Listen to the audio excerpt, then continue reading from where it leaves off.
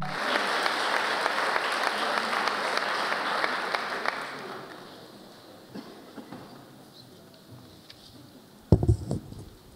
everybody, welcome to the Unintelligible Afterlife presented by Bryn Athyn College. My name is Curtis Childs. I'm going to be your host. I'm with the nonprofit Swedenborg Foundation, and the Swedenborg Foundation is partnering with Bryn Athyn College to stream this out on the internet. So everybody who's watching online, hello, or whatever camera you're on. Everybody who's here, hi, thanks for coming. Are you excited? Okay. It's my job to get that going. Don't worry, I'm not one of the speakers. So, a little housekeeping stuff before we start. Cell phones, I know you're probably not going to turn them off, but you could put them on vibrate. Airplane mode would be great. And then if you see this coming towards you at the intermission, don't panic. This is for, you were handed 2 cards when you came in. One of them is a donation. If you're so moved, you can fill that out, make a donation which will support the research that they're doing. And then the other one is a question card, because we're going to have the presentations, then there's going to be a short intermission, and then we're going to come back and sit down and we're going to answer some of your questions. So if you have something that comes up during the show you want to know more about, or you want to hear something we didn't cover, get those in and we'll try to do that. So don't worry, they'll be passed out during a video, so you'll have plenty of time to react. So to begin, sorry about that, to begin the feel of the night, I was thinking about how things become more precious when there's a limited supply of them. You know, that happens with art, or it can happen with materials or that kind of thing. But it can also happen with words. When we think about the people you love, and sometimes it can seem like they have an endless supply of words. But if you started to realize that I'm not going to get to hear this person talk that many more times, doesn't that bring a new potency to those words? Don't we want to grab onto them and know what they mean and understand where they're coming from? I was thinking about when my grandfather was dying, he couldn't talk anymore, but he could write. And so he would write down, people would ask him something, he would write it down. And so I got to read those. It was before I was born, but I got to sort of read what his last words were. And some of this stuff that he wrote was really clear and really hopeful, but other things he wrote was really cryptic.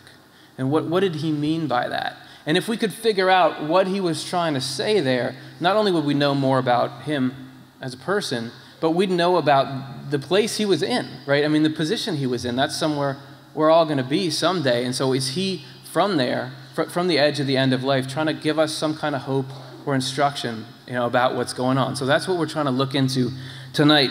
Research into the communications of the dying is the research project, which is seeking to explore the last words of those who are approaching death. The scientific protocol has been created with an interdisciplinary team in mind, from philosophy to medicine to linguistics to psychology and spirituality. They are seeking to record, translate, or transcribe, analyze, and categorize the language of the dying, not only to help the people who are dying, but clinical care providers and loved ones address the process of dying with more understanding and less fear. So thanks for being a part of this tonight. And what we're trying to do is take the structure of scientific inquiry and place that alongside and intertwined with the emotional potency of these questions around love and the end of life. So, if you're ready, we're going to get started.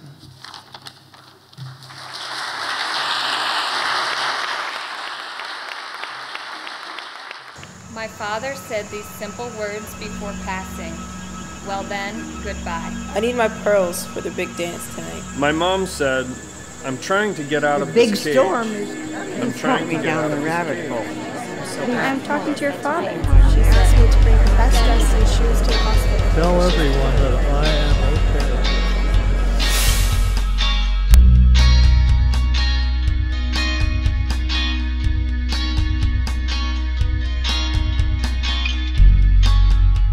Just before dying, he opened his eyes, looked towards the heavens, and smiled broadly. I'm too happy. I had never before heard him use the word too like that.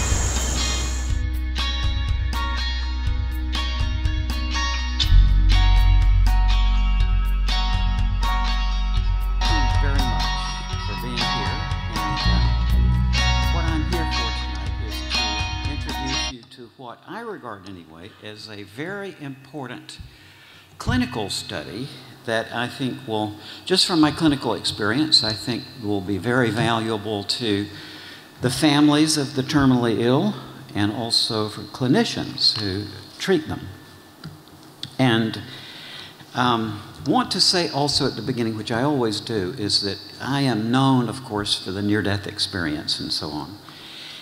And what I constantly hear about this is that people say, oh, scientific proof of an afterlife and so on. And I have always said in my career, no way. I am not a parapsychologist. And in my opinion, at least in 2015, scientific inquiry is just not yet set up to investigate a question of an afterlife. Okay? For one reason, for those of you who are into science and so on, will understand that the sentence there is life after death is not falsifiable. Right? You can't think of any observation that if you could make it would show you that the sentence is false.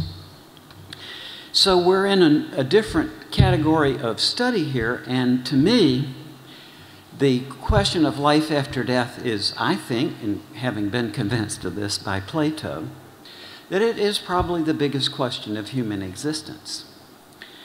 And it is still a philosophical question, and a very profound one, and not yet a scientific question. And you may wonder, what in the world does the notion of unintelligibility have to do with this? So I want to start by reading something to her, reciting something to you that, unless Pennsylvania is different from most of the other parts of the country, many of you will recognize. One bright day in the middle of the night, two dead boys got up to fight. Back to back they faced each other, drew their swords and shot each other. A blind man came to see the fray. A dumb man came to shout hooray. A deaf policeman heard the noise and came and killed those two dead boys. How many of you remember that playground rhyme from your childhood? Let me look around. Oh yeah, a lot of people. So it's in Pennsylvania too. This goes way, way back. It's the playground rhyme. And what I want to do is to point out some things about it. One is that it's deliberate nonsense. It's a nonsense poem. It's a volley of self-contradictions, right? But nonetheless, that as you hear those lines, it brings a very vivid story alive in your mind, right? You see the images and so on. So as Alice said in Alice in Wonderland, she's about the poem Jabberwocky, she said, well, it's very pretty, and it seems to fill my head with ideas, only I don't know exactly what they are. Okay, so nonsense, as Plato very beautifully pointed out, even though it's unintelligible, brings vivid images to our mind. Secondly, I can assure you from decades of dealing with this subject that that playground rhyme brings many very poignant and touching memories alive in people's minds who remember this as a kid. And also that it was very often coupled, as other nonsensical playground rhymes were with physical activity, typically tossing a ball around to the rhythm of the poem. And which shows, incidentally, that nonsense has a role, which we can demonstrate in many other contexts too, in social bonding, that it can be a social bonding experience. Also, it's associated with various magical practices. A few years ago in Aspen, a Colorado businessman told me that he was talking about that poem, and he said when he was a kid, every time he would walk by the graveyard near his home, he would recite that poem as a sort of magical protection.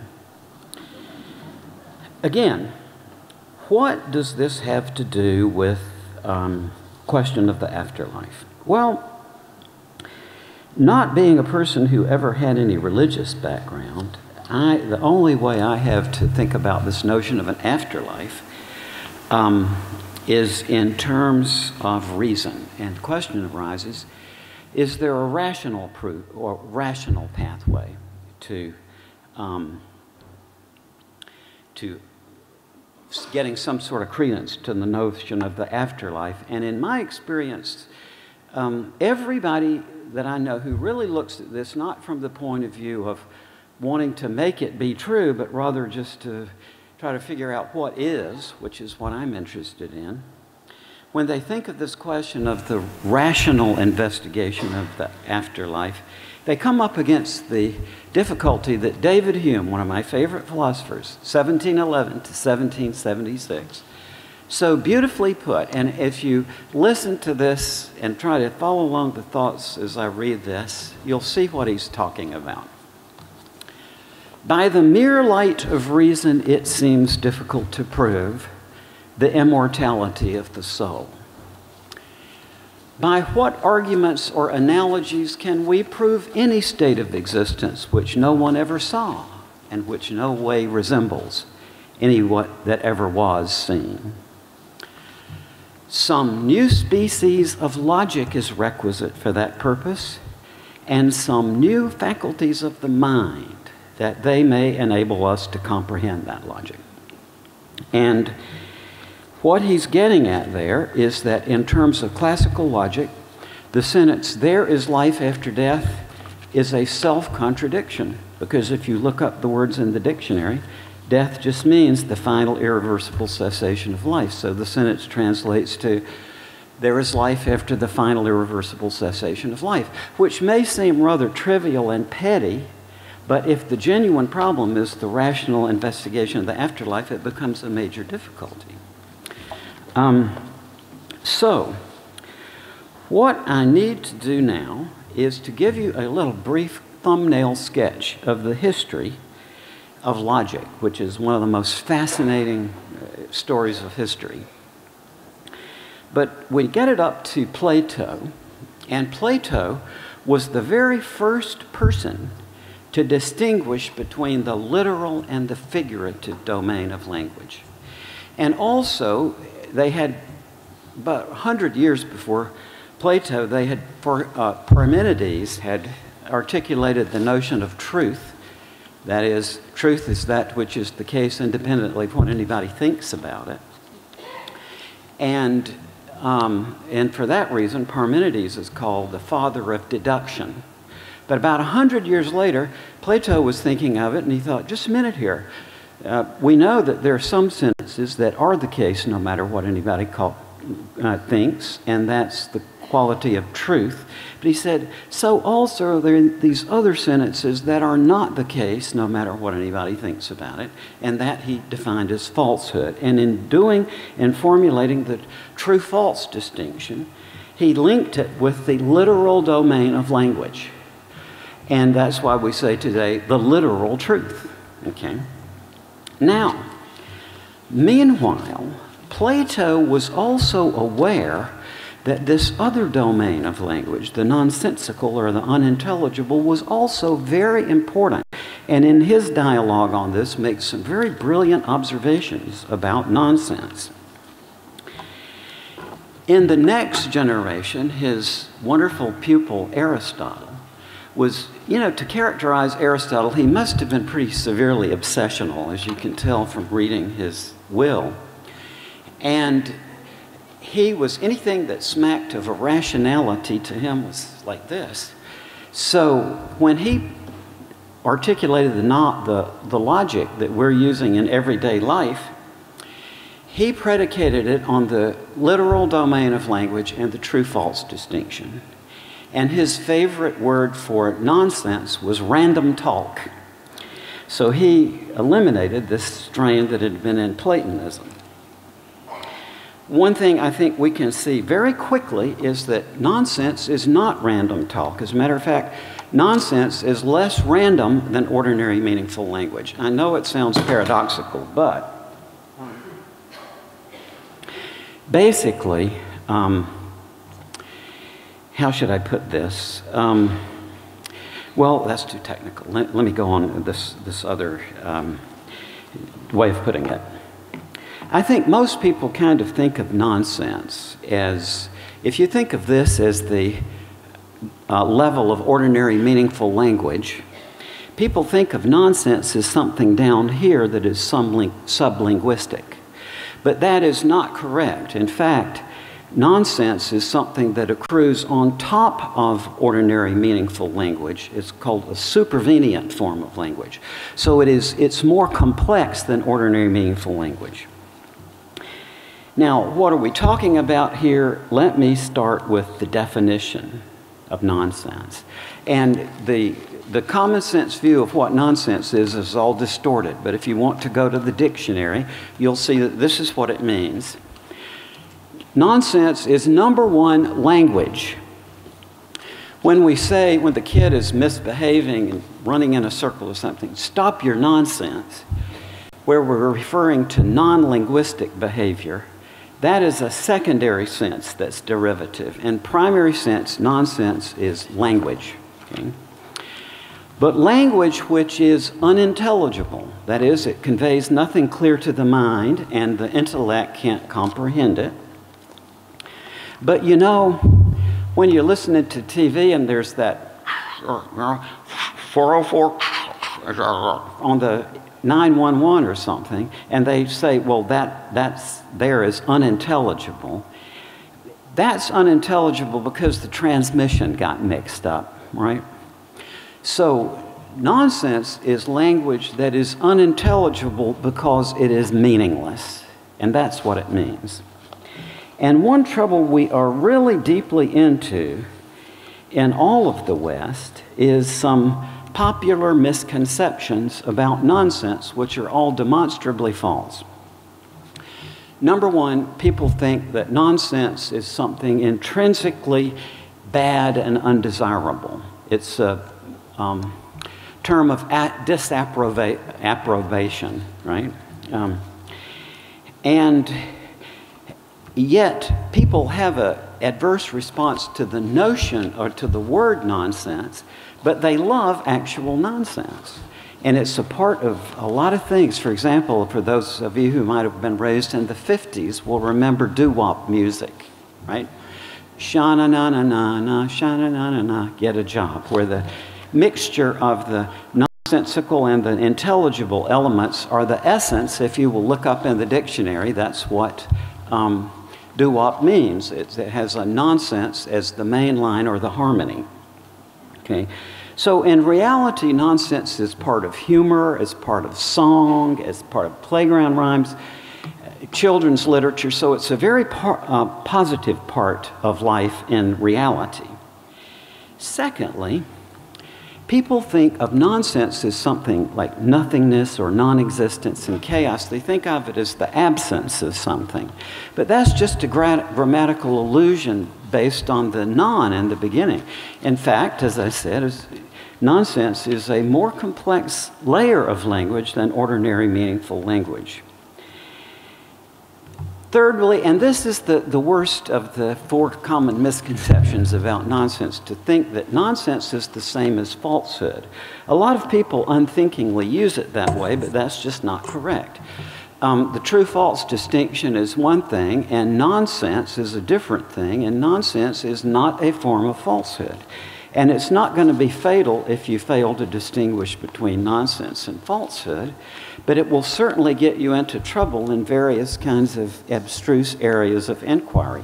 I met this wonderful man a few years ago who is teaches an Air Force colonel who is a professor of analysis at the CIA, and he was talking with me about my work, and he said, you know, it's very important for our agents, he told me, to understand the difference between nonsense and falsehood. So it may seem trivial or abstract or whatever, but in the real world of inquiry, it's a very important distinction to make.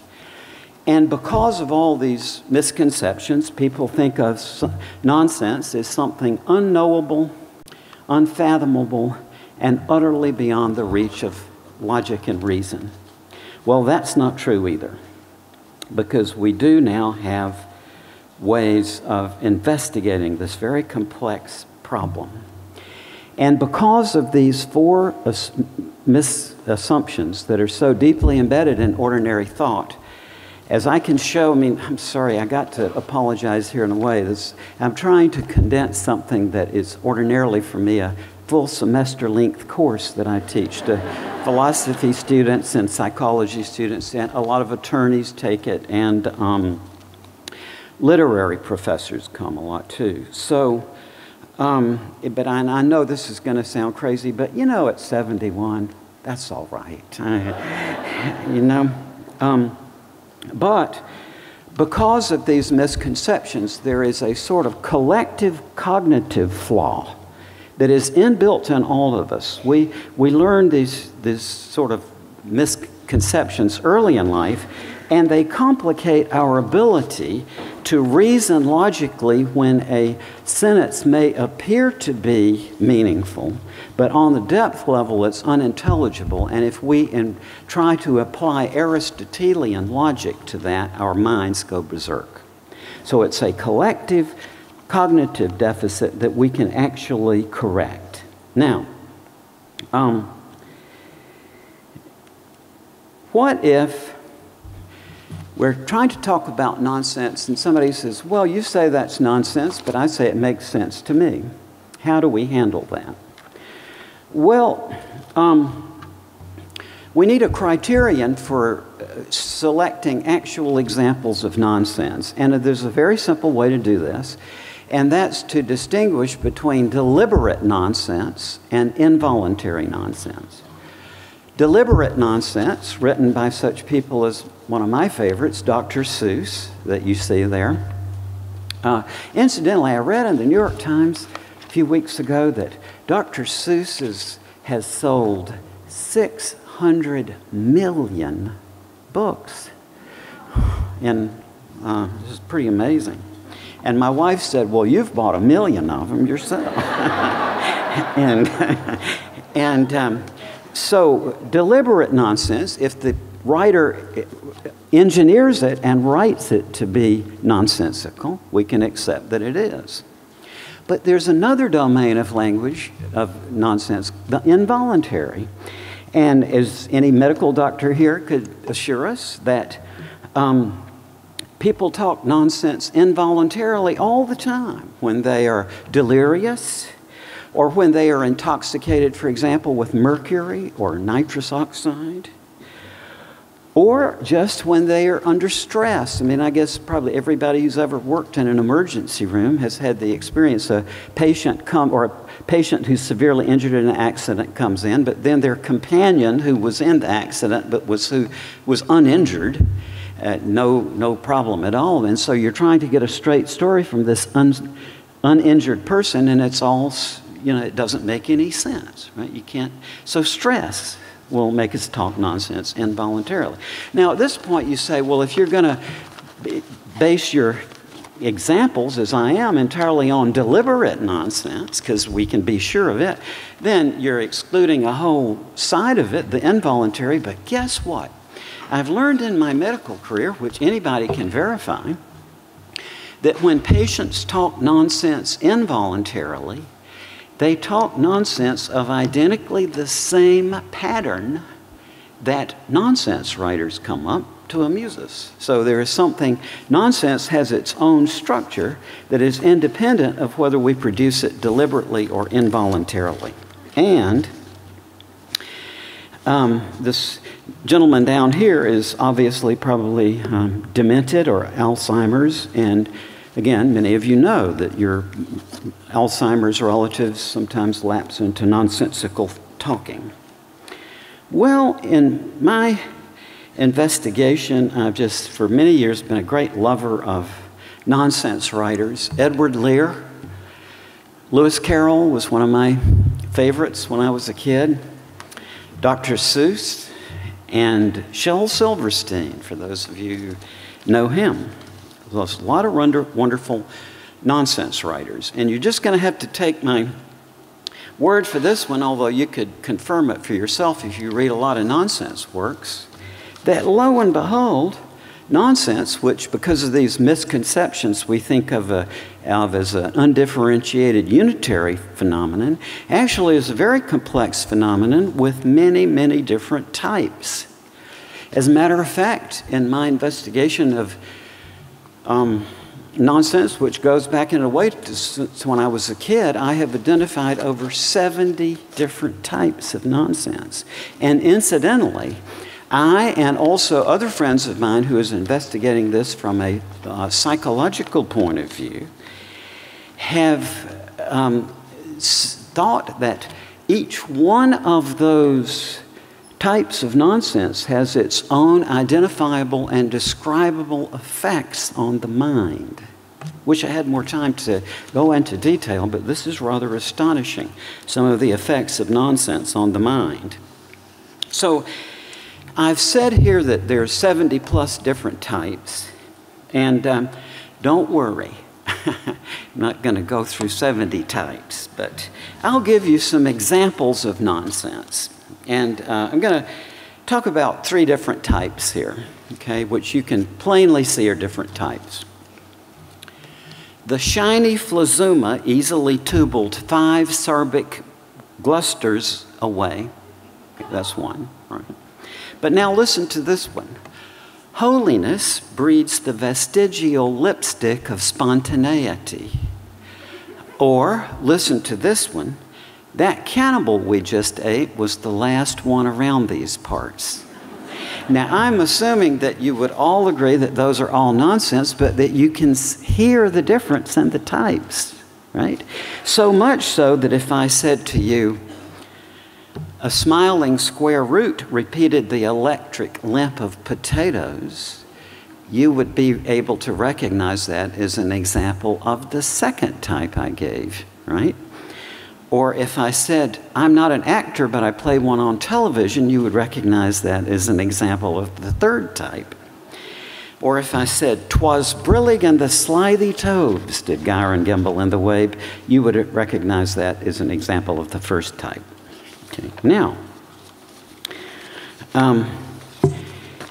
one thing that we quickly get into complications when you're trying to put order into this thing is that, let's see, I'll go back a minute on that one. Nonsense can be modeled on absolutely any form of ordinary meaningful language. For example, I can take the format of a definition and I can write nonsense that looks like a definition. Or I could focus nonsense around pronouns, for example, and listen to this. This is, they told me you had been to her and mentioned me to him. She gave me a good character, but said I could not swim. He sent them word I had not gone. We know it to be true. If she should push the matter on, what would become of you? If I or she should chance to be involved in this affair, he trusts to you to set them free exactly as we were, right? Now that's an example of nonsense that's formulated around pronouns, because we can understand pronouns very well, but there has to be some way to establish the referent of the pronoun, and that's what Carroll undermines here, so it's nonsense. We could do it with conjunctions, we could do it with all kinds of things, but most significantly for the kind of thing that we are talking about here, I need to point out that even when you take a certain format of language and you lay nonsense down on the layer of it, to layer on top of it, you nonetheless have a sense of that form of language. Now, that's abstract, but let me give you an example. When I was in high school, I was 8th grade, and I read this biography of Lincoln by Carl Sandburg. I think that was where I read this story. But when Lincoln was president, and I forgot the occasion, but it was a very solemn state occasion, and everybody was gathered around, and his part in the ceremony called for him to mount a horse and to lead the procession away from the scene. But in the event, when he got up on the horse put its own back hoof up and got it caught in the stirrup. So the horse was jumping around, and everybody shocked into silence. Oh, poor Mr. Lincoln, it's so embarrassing for the president. So Lincoln looked down at the horse and he said, well, if you're getting on, I'm getting off. Now, if you think about it for a moment, you've got to agree it's nonsense, but that nonetheless, right, it brings a very vivid image to your mind of that very motion, right? This is a favorite technique of nonsense writers, is to take the format of a travel narrative and lay a layer of nonsense down on it, and you can feel that sense of motion in your mind. Listen to this one, a 19th century nonsense poem. Why and wherefore set out one day to hunt for a wild negation? They agreed to meet at a cool retreat on the point of interrogation.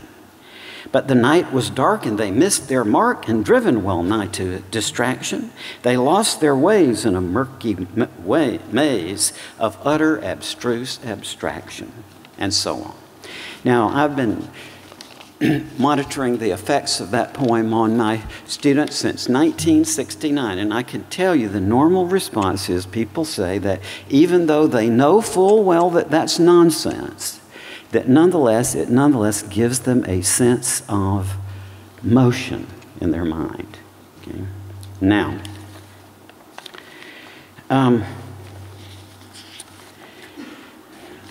all of this nonsense, the many types, nonetheless have a single universal structural principle in common. And that is that all types of nonsense have the following structure in common: that they respect some rules of language, but they violate other rules of language so that the sum or the outcome of it is unintelligible. And let me give you just one example. We could go through all the types, but for example, when I say, "'Twas brillig in the slithy toves did gyre and gimble in the wabe," is that a grammatically correct English sentence? Yes, it's grammatically correct. All the adjectives and nouns are in proper order. And also it has some made-up words in it that don't mean anything, but let me ask you this. Brillig and 'twas brillig and the slithy toves did gyre and gimble in the wave. Do they sound like Russian words? No. Do they sound like Polish words or Portuguese words or no. Do they sound like English words? Yes. So this type of nonsense uses the phonetic structure of ordinary, meaningful English words and makes up nonsense around them. And it puts them in a grammatically correct format. And the grammatically correct format enables you to say, even though the word is meaningless, what part of speech it is. "'Twas brillig and the slithy toves." What part of speech is slithy? Adjective, right? That is the structural formula, as I said, that underlies all nonsense. Now, to bring this to a close here, because, we have a lot of folks to get through now, I want to point out that one thing we can realize once we start thinking about nonsense in a systematic way, it's a very simple way of showing that when the mind switches from one state of existence or framework of existence to some other incompatible framework of existence, then the mind necessarily generates nonsense in that transition. This here is a picture by Escher. It's one of his drawings. And I just put this one up here, which is a good example of it, but is the general principle of all of these things is the same, that he drew impossible geometry, right? And maybe the one that most are familiar with was the one of the water wheel. The water is coming off the mill chute and it goes over the wheel. And then you follow the water and it goes down one trough, and then it turns an angle, goes down the other, then another angle, goes down the other, then another angle, it goes down the other, and then it's right back at the top of the wheel, okay? So one thing this shows us, if you took a protractor and a ruler and what graphic artists call a value scale, you could create a perfectly intelligible and meaningful description of this as a two-dimensional surface. You could say that angle, that line there is 7 inches long. It goes off of this line at a 43-degree angle, and so on. And the value scale is what artists use to evaluate all the shades from bright white to complete black. And you could do it. It would be a complicated task, but you could do it. But if you try to describe the scene in the drawing, it's nonsense. That the water goes down, down, down, down, down, down, and then it's up, where it started. So what this indicates to me is that if somebody, let's say by hypothesis, were to go to some other dimension of existence, take a trip to another realm of existence, and came back, then when they came back and tried to put it into words, they would be forced to talk nonsense about it. So what this indicates to me is it's a very critical thing whether we can put credence on near-death experiences or not depends on, are they literally nonsensical? And if they are, then we're in trouble, because that's an indicator in my mind that the person didn't go to another realm of existence. So the question is, do near-death experience narratives, are they nonsense? And my answer is yes, because it's a type of nonsense we just discussed. Because, the presupposition with a near-death experience is that people say there are no words, and it wasn't in time, it was a timeless experience, and it wasn't in space. And yet, how do they synthesize all these things to try to describe it to us? They say, I got out of my body, I went through a tunnel into a light, I met my deceased relatives, I saw my life pass in review, I returned to my body and came back to life. That's a travel narrative. But we grasp the meaning of travel narratives because of the concepts of space and time. So we're dealing here with a nonsensical travel narrative, which sounds shocking in the light of these common misconceptions about nonsense. But if you take the real deal about nonsense and realize that this is a very important and essential domain of human expression, then you get to realize that, this is a good thing, because now we're safe at least this far. Okay. Now, as I mentioned, I am not a parapsychologist, and in my opinion, in 2015, the question of life after death is not yet a scientific question, but it is still a very important philosophical question, and maybe the most important one. And so I think that rational principles of nonsense, which we now have, as I mentioned, this book of mine on it is being published in France in December, but not yet here. So it's obviously I'm at a disadvantage here in terms of getting all the salient points here across. But what I would say is that this opens up two genuinely rational ways or pathways to getting elucidation on this question of an afterlife that are not yet, which is not yet a scientific question, but nonetheless I think we can make inroads on it. And an experience I had as a young medical doctor was, because I went into medicine already with this interest in nonsense and the different patterns and so on. And what I quickly realized was that, as I said, when people talk nonsense involuntarily, like because of delirium or psychosis or whatever, the nonsense they talk has identically the same patterns of nonsense that deliberate writers come up with. So that there's an inherent structure there that we can investigate. And one of the things I quickly realized in my work with terminally ill patients was that it's a very common thing. I've seen this just repeatedly. I see it all the time, where people will tell you, yeah, in the last few days, my husband was alive. This is a religious studies professor I talked with a few years ago. It's the last few days my husband was alive, he was talking nonsense, and I knew it was nonsense, she said. but somehow in the back of my mind, I thought it was important. I kind of understood. Now, let me show you something here. In all honesty, how many people here know of this from your own personal experience with dying relatives? And if you could just hold your hands up for a minute. Look at those hands. Just look around.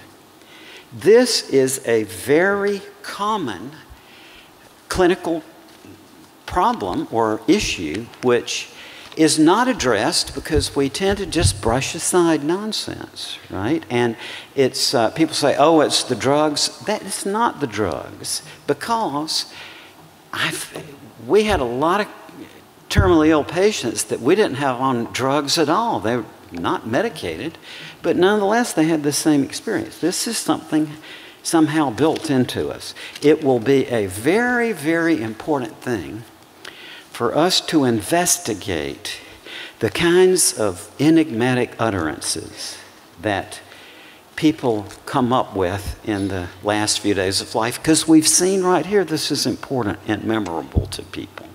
But now we have a way of investigating it. So the idea is to record the nonsense and other modes of language, the enigmatic, figurative and nonsensical modes of language that the dying instinctively resort to. And now with a typology of nonsense and a very adequate catalog of the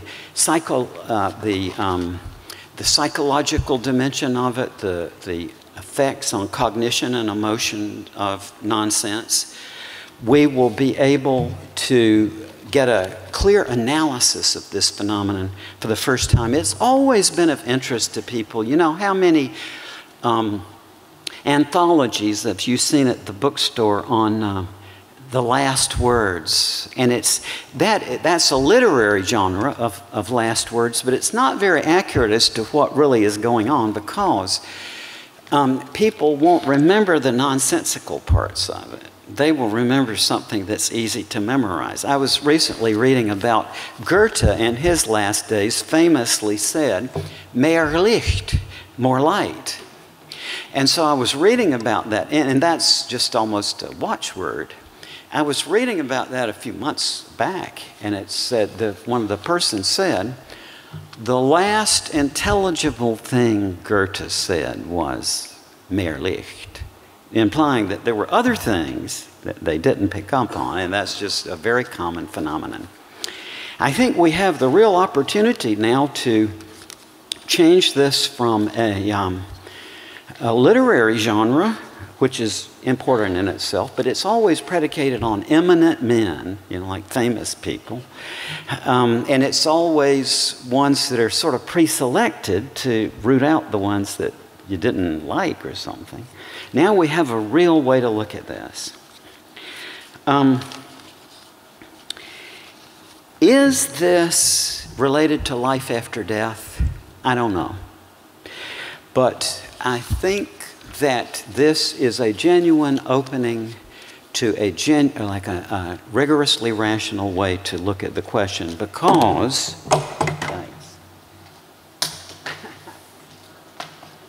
sorry folks, I'm not having a stroke or anything. There's just me. It's like, for years, even back in medical school, they were saying, "Oh, Raymond, you got Asperger's syndrome." And then all of my psychiatry friends, my wife, my kids' language instructor.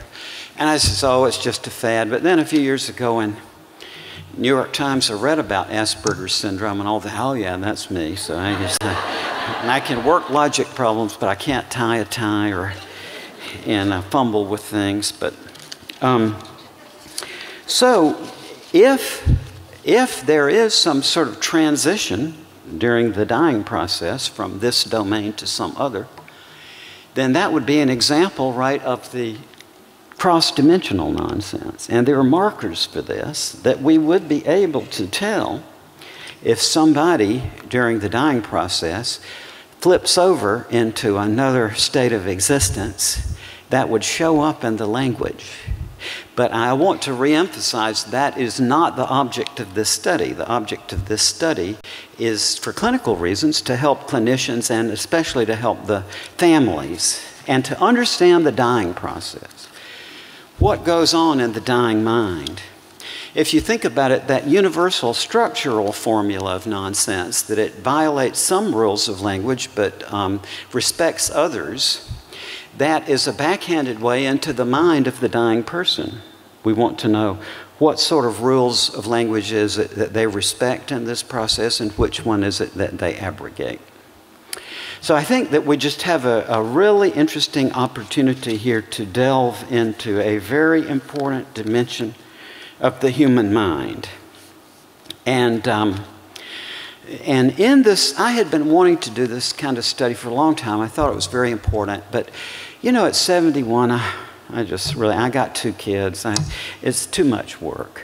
And, you know, I mean, as much as I'd like to do it, I just didn't have the energy to get all this together. And I was talking about this about, 4 years ago at a university. And so this talked about my ideas, and a very wonderfully nice woman named Lisa Smartt bounced up, and she said that she was a graduate in linguistics from the University of California, which is, by the way, the best linguistics school in the country. And that the reason she was coming to this lecture, which was partly about near-death experiences, was that her father had died, how long before? 2 weeks? About 3 months before. And that as a linguist, what was most puzzling to her was that she knew that he was talking nonsense. Incidentally, he's a very famous poet, but that he, and also a clinical psychologist. But she knew he was talking nonsense. She was very puzzled about this. So she, in her grief, she came to my lecture to talk about near-death experience. She heard me talking about this, and oh my God. So she quickly volunteered, I want to do my doctoral dissertation on this, and came a couple of months later with all these amazing things figured out, and now she is starting this, I think, is going to be a very important study. You know, throughout my life, I've just been interested in knowing what is, and I've investigated all sorts of things that are off the beaten path. And one thing I realized that with what I call the nonsense taboo, which is not just a factor in America, but it's all over the world where I've been, is the same thing. People look at nonsense negatively rather than positively, as they should. And so I know this sounds crazy and, you know, counterintuitive, all these things, but hey, I'm really great at extrapolation. All my life I've been able to extrapolate. Watch this. Let's go 5 years forward. I conjecture, I project that in 5 years, what now sounds so bizarre and outrageous and, you know, just kind of offensive in a way, that in another 5 years, people are going to be looking at this and say, yes. This is something, it's one of those things that got sort of muffed in the ancient thought and has been carried forward. But now we have entirely new ways to look at it. We can see nonsense as a domain of language that is completely continuous with the literal and the figurative and exists and is defined in relation to the very same rules and conventions that define ordinary, meaningful, literal, and figurative language. So, like I said, I confidently project that we're on the verge of something here that's going to tell us a lot of interest to know about the human mind and how it copes with the dying process and what the transition is like. So I am just very happy and honored. And I'm 71, I'm past the age of politeness, folks. You know, I just say what I think, and I am honestly deeply honored that, you know, that you would be open, and thank you all, folks, and willing to wade out into the unknown. And it looks already, from what I'm hearing of the research, it's very consistent with what I've heard over the years, that we're seeing some remarkable patterns in these utterances of the dying. So, again, it's always great to be here. I first came here in '77. I have such wonderful memories of this place, and Thank you very much for having me.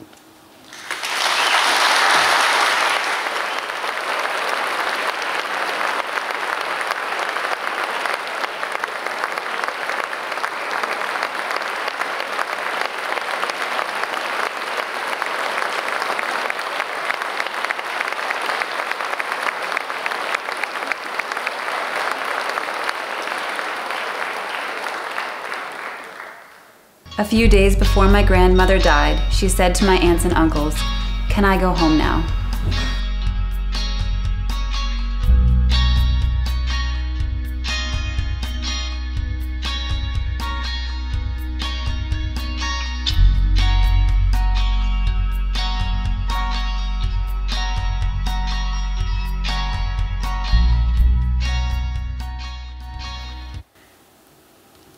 This is a remarkable moment for me. I was a special ed teacher for most of my career, and then my father passed away. I never in my wildest dreams thought I would be standing in front of a room full of people. I've never stood in front of this many people in my life. And following the wonderful, kind, and generous, and brilliant Raymond Moody. Thank you all for being here.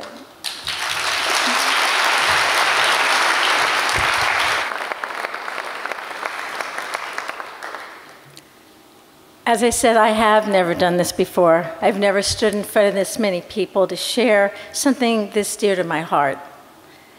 My knees are shaking, my heart is racing. I've never done this before. Did this slide change? I think I'm just going to say, change slide.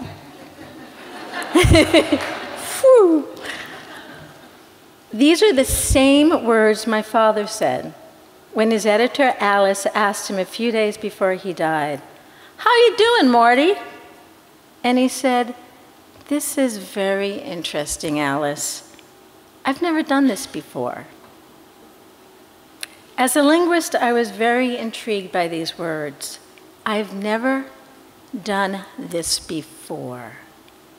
What was this my father was speaking about?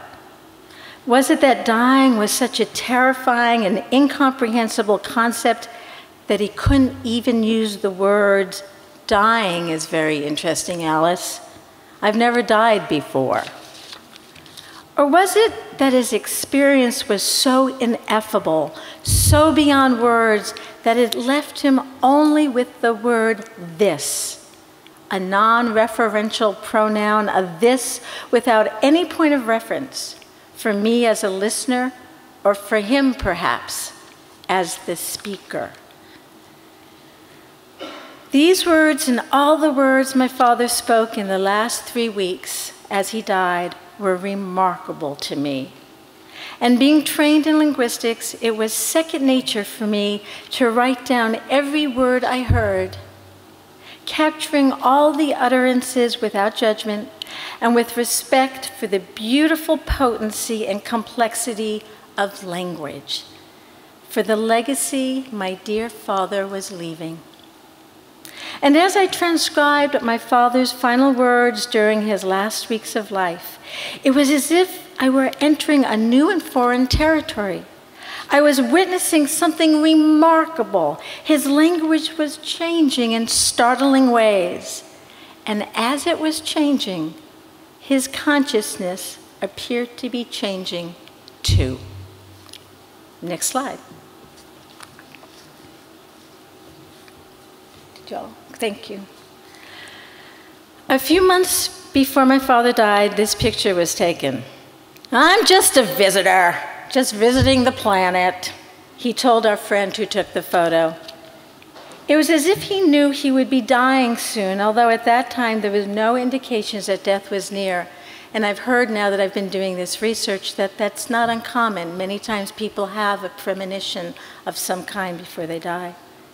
It was as if he knew he'd be dying, I beg your pardon, but while he joked about being a visitor to this planet, in truth, my father did not feel he would be returning anywhere. He did not believe there was another home. He did not believe in God or any higher power of any kind. He told me many times, there is nothing beyond this world. This is it. Matter of fact, when people asked him about his relationship to God and Judaism, he would say, I'm a gastronomical Jew. I pray with my stomach. My God is a corned beef on rye and coleslaw on the side. Drinking cream soda is my divine sacrament. He was a PhD psychologist and believed in nothing beyond the power of the mind and this five-sense world we live in. Wait, there was one thing, and that was my mother. For 56 years, my father believed in her. Next slide, please. My mother was an artist, and during the 5 decades they were married, my father would carry boxes for her to all her art exhibitions. And that is why this sentence, I'm bringing these boxes to the big art exhibition for my wife's art show, had particular poignancy. On January 25th, 2012, while my mother was sleeping, my otherwise lucid, highly intelligent father walked out the front door at midnight in his underwear and wandered onto one of the busiest streets in our hometown. No Alzheimer's, no indication, no difficulty before that. When the police asked what he was doing there, he said, oh, I'm bringing these boxes, there were no boxes, to the big art exhibition for my wife's art show. Shaking their heads in pity, the police officers took my cold and shivering father to the hospital, and that was when my mother received the call. My father at the time was undergoing routine treatment for prostate cancer and had just started a new medication. So we thought at the time that his mixed up crazy words were just the medications talking. However, as I have learned through my years of research now, it's very common for people in the days or weeks before dying to announce that a major event is coming by using a metaphor like my father's of the art show, a momentous moment metaphor. And the metaphors people use are often associated with the things that matter most to them in their lives, like carrying boxes to art exhibitions for a man who deeply loved his wife. And we know from the work of Callanan and Kelly, they have a marvelous book called Final Gifts, and other healthcare providers and researchers, that the use of these momentous moment metaphors seem to cut across medications and illnesses. The effects of meds on the language of end of life is something we are going to research more fully in our upcoming study here at Bryn Athyn College. Let's take a look at my father's final words. Representative, I believe, in final words in general, though at the time I didn't know that. All righty, next slide. There is so much so in sorrow. This is technically nonsense. I mean, does sorrow have so-ness in it? Technically, no. But it felt like I understood the meaning. It was like he was saying, there's so much sorrow in me, there's so much so. And the grammar of the sentence is correct, right? There is so much so in sorrow. But it's nonsense. Next one, please.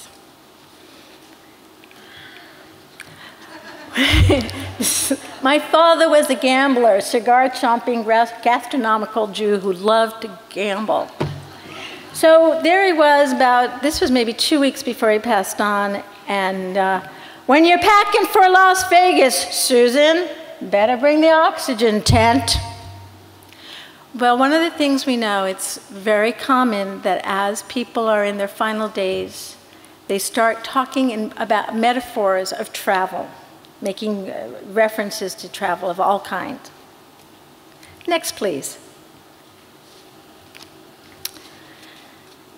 I can't reach Jack. My modality is broken. Jack was a friend of his who had passed away a few years earlier. Was he trying to reach him? Once again, the grammar is correct, but the meanings are unusual. Modality sounds to me like modem. In English, one of the central metaphors we use when we talk about the mind is machine. George Lakoff looks at the prominent metaphors, and that's one of the prominent metaphors. So I've found already there's a lot of breaking, I'm out of order, things are not functioning kind of metaphors. And we'll be researching this particular. All right, next one. Now, this is the one that stunned me the most. My father, I talked about angels in my life, and my father would roll his eyes and chomp on that cigar. So you gotta be kidding, kid. So I was sitting there with him. My father had always teased me and even kindly questioned my spiritual beliefs. But one afternoon, a few weeks before he died, he held my hands as he was sleeping. And then his eyes popped open, and he looked up at the corner of the ceiling, then turned to me and said, "Lisa, you were right about the angels." Next one, please.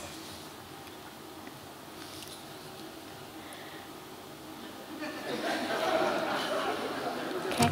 So this, again, is technically nonsense. Something is going on here, right?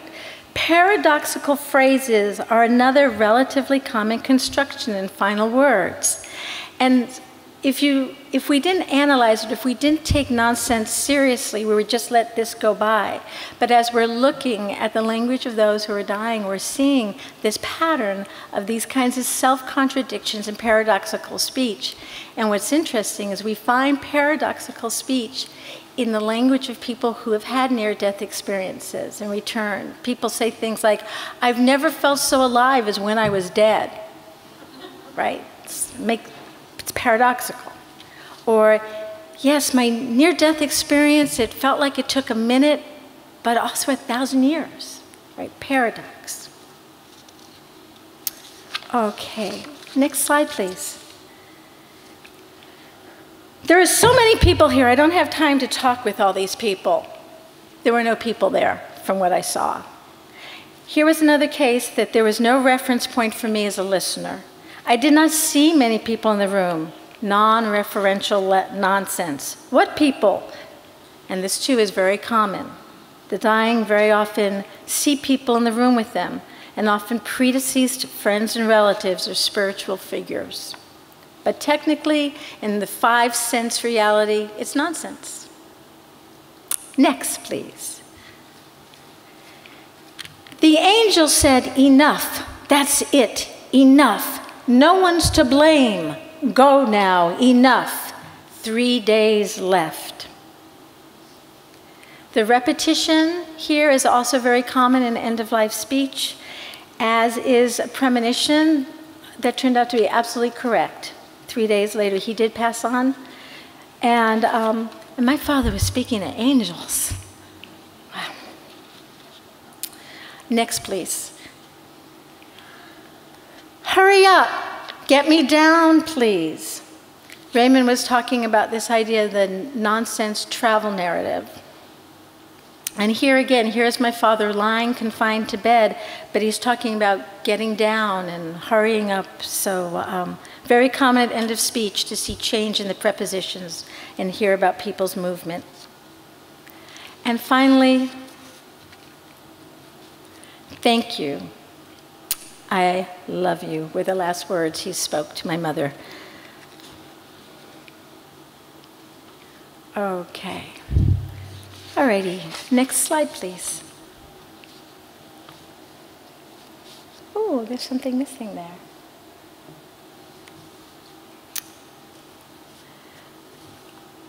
One of the things that I noticed, and maybe all of you noticed also, is that in that language there are a lot of metaphors and nonsense.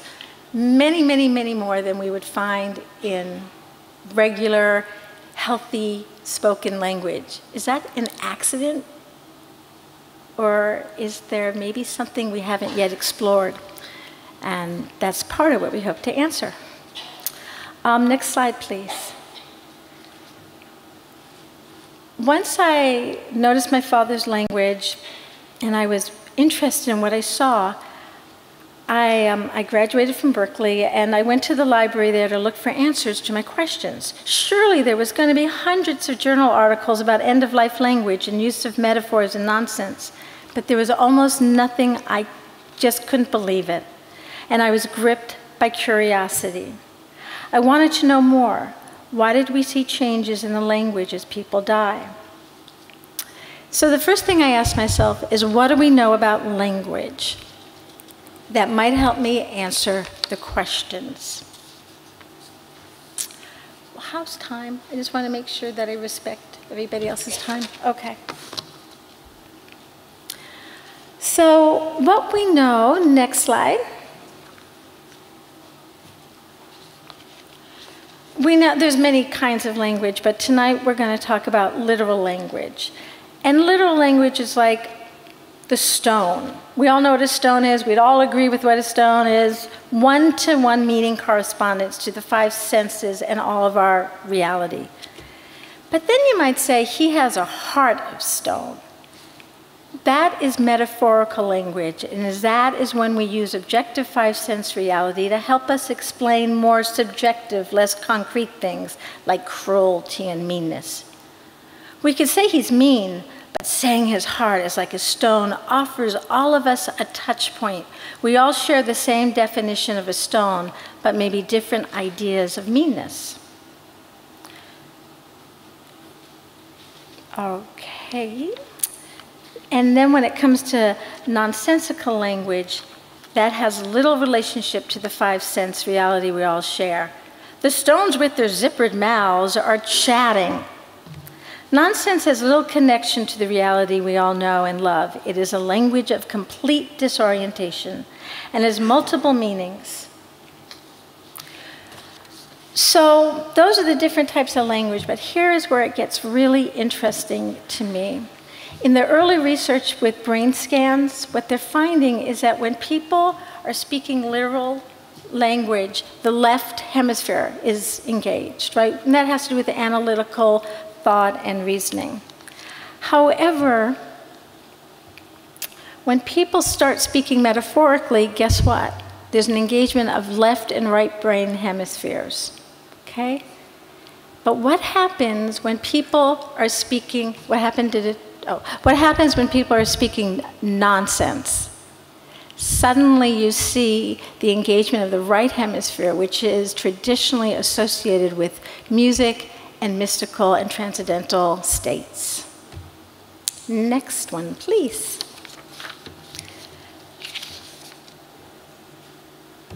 There are pieces of my PowerPoints that disappeared. Yes. So the question is did the changes I see in my father's language somehow track changes in consciousness? Next one, please. Are the changes associated with changes in the brain as we die? Are we wired for transcendental experience at end of life? So if our language reflects changes in predominance in terms of what parts of the brain we're using, is it possible that we are wired for more mystical transcendental experience? So I'm really short, even with my heels on. And the monitor I was going to use for the rest of my presentation, I can't see it. So what should I do, do you think?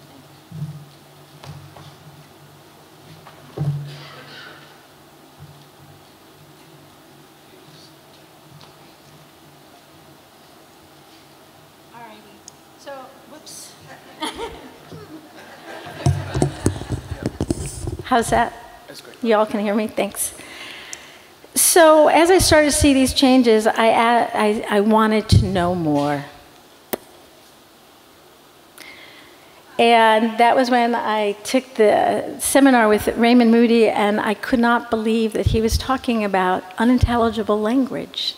And I was very touched by the fact that not only did he have depth of experience with the near-death experience, but he understood language in a way that really amazed me.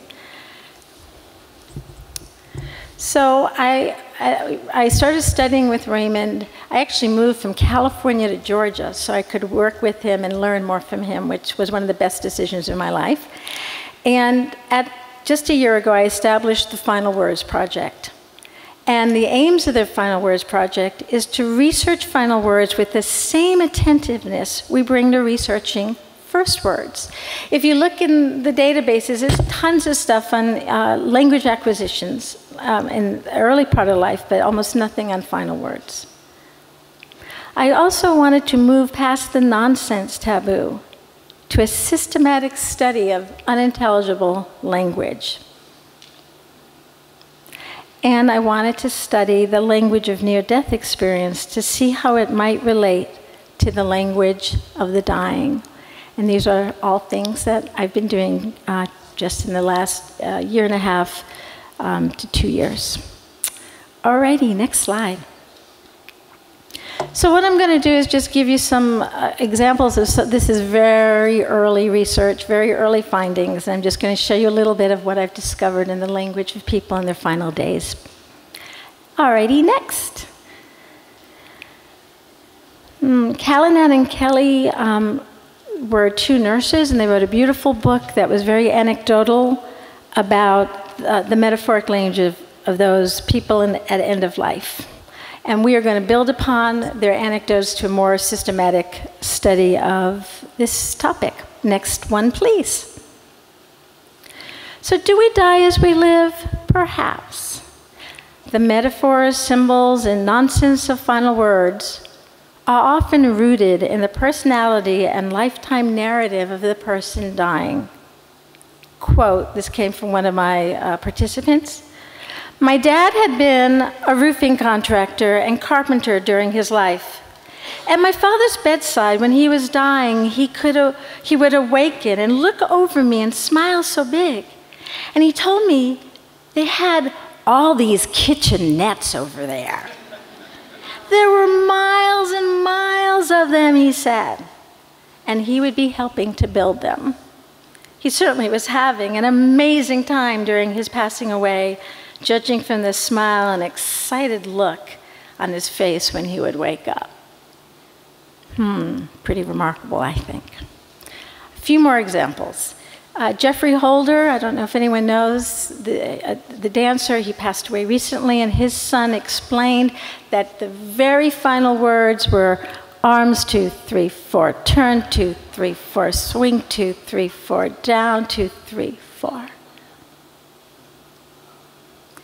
This one I just received last week from a PhD student at UGA. I can't go, there isn't a drummer. His daughter, heaven's sending their best drummer, Papa. I hear him. I hear him. I can go now. Whew, pretty remarkable language to me. And it's amazing to me that these stories haven't been told yet. Or they have of the famous, but not of just the ordinary. Poets, my father said, I see interim spaces of poems. Jack Spicer, my vocabulary did this to me. Nonsense, right? One of the things that I've found so far is that the image of foursomes in poker and golf, there's a lot of golf going on as people are in their final days talking about they're going to make a fourth. You know, there are these three golfers, and usually they might be predeceased friends or relatives, and then they're like, yeah, they're calling for me to be the fourth. Next slide, please. They're telling me I need to come and sit down beside them and smoke and drink, and I just think I'd rather stay here in my chair, right like this. But they tell me now I have no choice. I got to play in the big poker game. Guess I'm just going to have to join them. One very common theme, too, is the big dance or the big dinner. My mother asked me to bring her best dress and shoes to the hospital because she was attending a grand ball that night and would be so happy to see me there. Another person similar. She woke up in the middle of the night and started getting dressed in a long gown that was in the back of her closet. She was sitting at her dressing table, putting on jewelry and makeup. Nana said, "I'm getting ready for the big dance." She then lay down and died. Next, please. Very common so far, again, very early part of the research here, but reference to the weather and changes. The tide is turning. The reservoirs are filling. The storm is coming. Do you think the rain is coming? Next, please.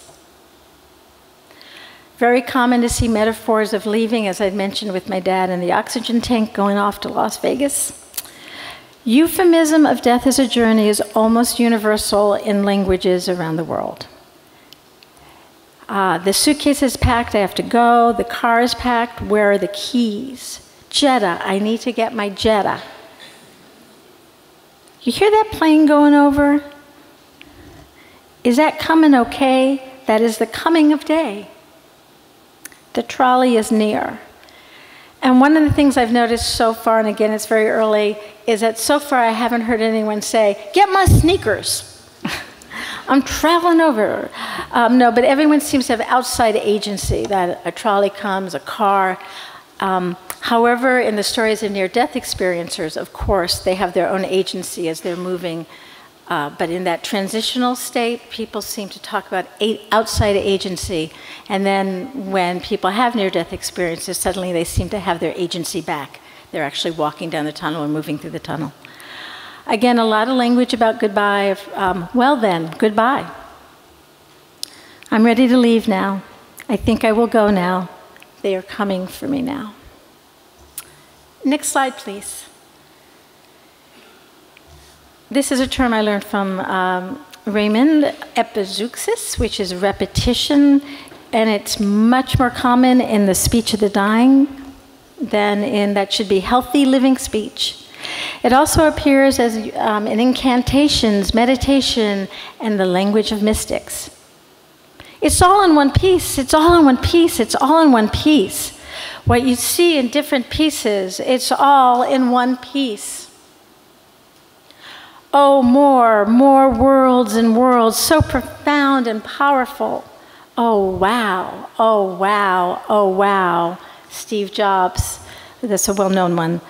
It's time to get up, get up, get up. So why would there be more repetition in those final days? We don't know yet, but it looks to us that definitely that's the case. Next. So different types of nonsense. Let's just go to them. Next slide, please. One of the nurses I interviewed, who was from Trinidad, said that in his country, the nurses describe the nonsense that people speak before they die traveling, which I thought was interesting. Next, please. Prepositional nonsense, as you saw in my father's language, things about moving in space. I want to pull those down to earth somewhere. I don't really know. No more earth binding. Help me down the rabbit hole. Hurry up, get me down, please. I've got to get down to earth. Help me. No, wait a minute. You are one stop from real hope, which means one stop from real hope. I am living between two places. Would like to make my place mark the other place. Remarkable. Next slide, please. Paradoxical nonsense, which I mentioned before. Could you persuade the staff to grant me half a full measure? Introductory offer, store is closing, you saw that earlier. I don't think there is progress in winning and losing again. Okay. Next. Non-referential, again, we mentioned that before, where we don't know what or to whom the person is referring. It's very interesting, Alice. It's very beautiful over there. Too bad I cannot tell you all of this. It's all a hoax. It's not what you think. It's all an illusion. Next, please. And again, what we see, people referring to people that we do not see with our five senses. There are so many people in here. Don't you see him there? There he is. Here's Mom. I have to go. My father died on a Friday morning. He spent the entire Wednesday before that talking sometimes out loud and sometimes muttering under his breath to a whole variety of people he had known throughout his life. It was the most amazing thing I'd ever seen. Next, please. Hybrid, for now I'm calling them hybrids, but what's so interesting is there'll be one part that's grounded in this world and then another part that seems to be grounded somewhere else. Get me my checkbook since I have to pay at the gate. Truly. I need my pearls for the dance tonight. Help me down the rabbit hole. Please massage my feet so I can get down the rabbit hole. Okay, one foot in this world, one foot in the other. Get my camera. I need to take a picture of this. They left the ladders, but the ladders are too short to go up there.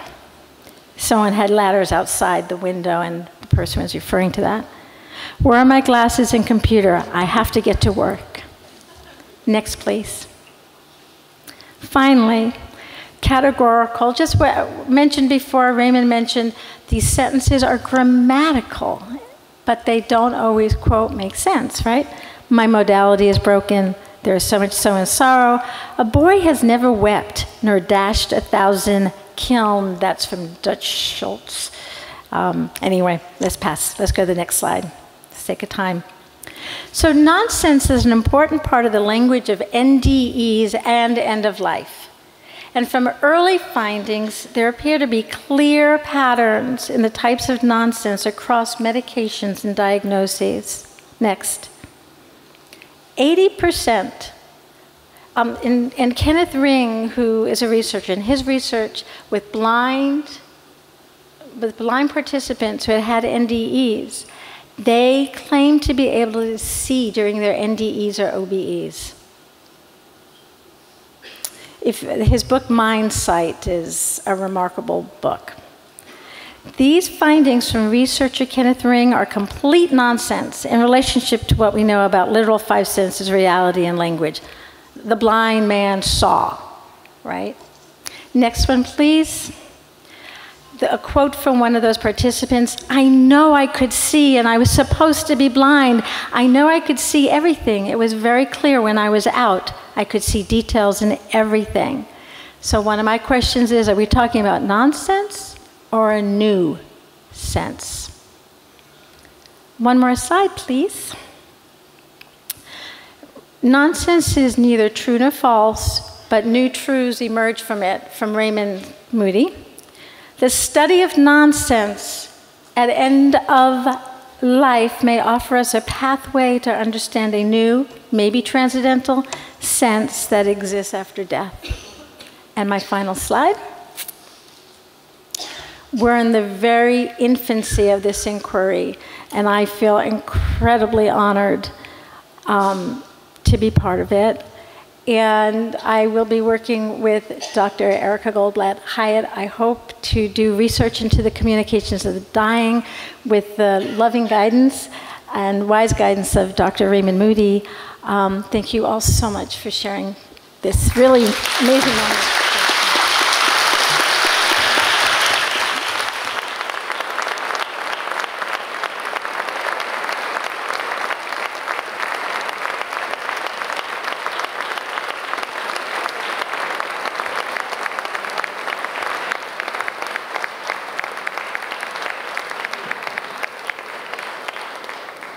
My mother whispered at the very end, oh, more, more, more worlds and worlds. So profound, so powerful.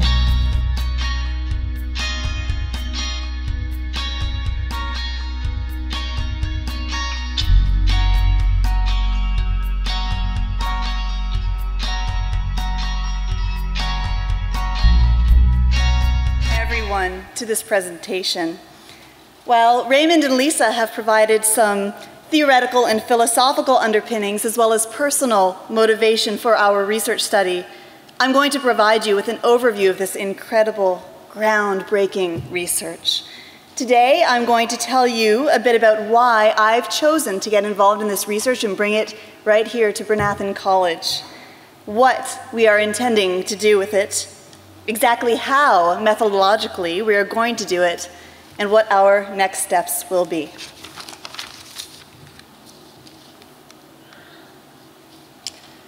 I'd like to begin with a personal note and tell a tale I've often told since assuming my position at Bryn Athyn College. I was only 8 years old when I developed an awareness of the fact that we don't live, at least not in our bodies, forever.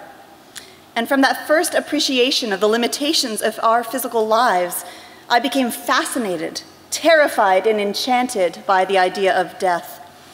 As an 8-year-old, I didn't have many tools under my belt except for the power of language, so I spent much of my time penning disaster novels with intriguing names like Black Plague, Tornado, and Earthquake, creating lovable and intriguing characters who all died in the end.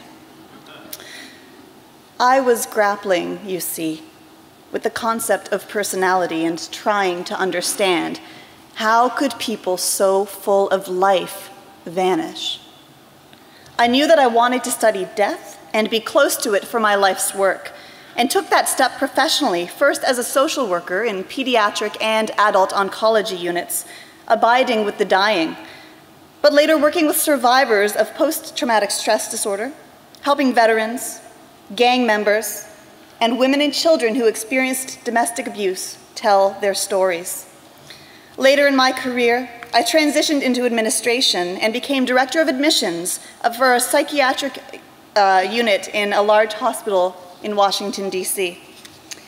I was drawn to help people who experienced death in other ways. Death of healthy, fully functioning minds, death of family support, and death of the dream of who they might have become had mental illness not intervened. When I met my husband and told him of my morbid fascination with mortality, he immediately introduced me to the writings of Emanuel Swedenborg, who wrote extensively on the afterlife. For me, after those early years in pediatric oncology, it was the tender depictions of what happens to children in heaven that caused me to explore this unique perspective more fully and ultimately apply for a job here at Bryn Athyn College, where the great Dr. Sonia Werner had just established a psychology major. I was grateful she saw potential in me, and today I follow in her immense footsteps, working on a curriculum to integrate psychology and spirituality. I'm proud to say that with the help of my colleagues, not only do we now have a review board through the Holy Redeemer Health System that has agreed to examine our research proposals with human subjects, but I also chair a committee here that helps faculty determine when such a review board might be necessary so that they too can pursue human subjects research. I've also authored a book that just came out September 1st, a self-help guide for teens who have lost a brother or sister. This work is the result of my dissertation from the University of Pennsylvania, where I'm a 3-time graduate, and is available for you here tonight. So I've been busy.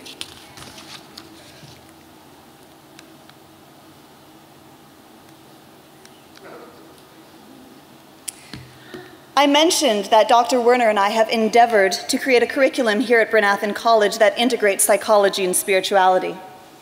More and more, academics in my field are beginning to appreciate the value that spirituality has to offer we humans as we attempt to live happier, healthier lives and make meaning from our experiences.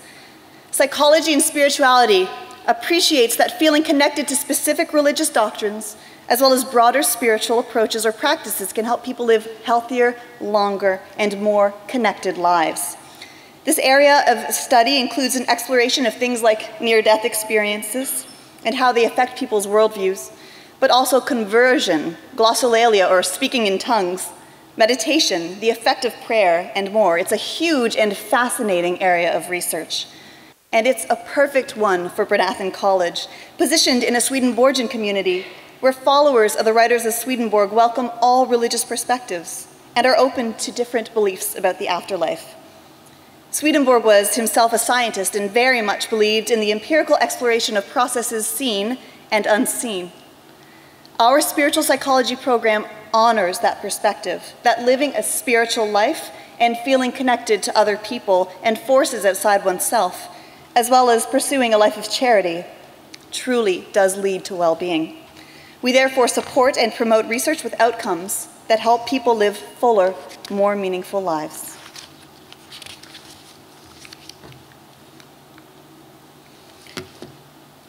I was looking for a unique research project to help enhance our mission, as well as continue to explore and better understand the process of dying, when I heard about the Final Words Project, and through the amazing medium of Facebook, that also introduced me to my husband, I became acquainted with the great Lisa Smartt.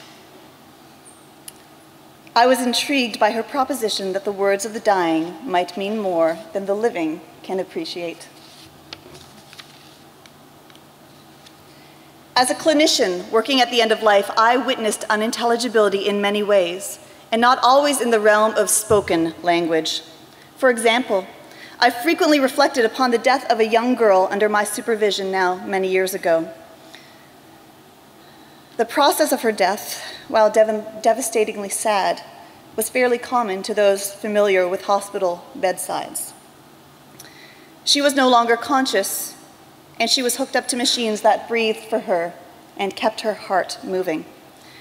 But as her body failed, the machines recorded in various beeps and alarms that she was dying. As I silently, wordlessly watched the process, I was struck by the unintelligibility of the noise before me. I suppose I was struck by the sounds in the room that were there, and all that was before me in the dying process that was wordless and yet full of speech at the same time. I could pinpoint the moment the patient left her body, despite her body looking the same as it had for many days, unresponsive and surrounded by the music of the intensive care unit. Her transition was silent, but I understood in wordless language. It makes no sense when I tried to capture it, so it was unintelligible. But she was there, and then she was gone. But not gone, going elsewhere. And if I thought too much about it with the words I use in my daily life, I missed the whole thing, unintelligible.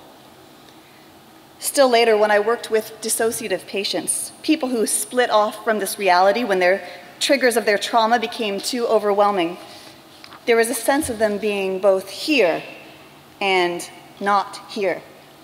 And sometimes patients who were fully oriented to time, date, and place would enter alternate realities where they were children or visiting other universes and speaking of these experiences to me out of context. But if I allowed myself to travel with them, again, it made a sort of sense.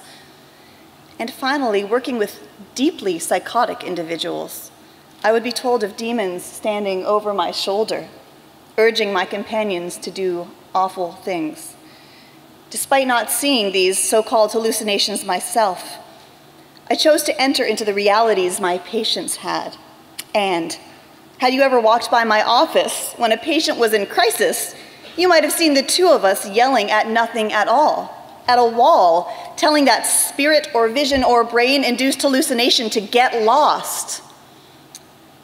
Perhaps therapist and patient appeared mad, but it connected us, conquering a foe that was unseen for me, seen for them, and all too real. Other patients spoke in metaphor, of a day at the beach, for example, when they were feeling safe. If I joined in the metaphor, that was always out of context and decoded seemingly nonsensical language, there was always a connection to be made. For me, working with people, nonsense made sense in a strange but familiar way.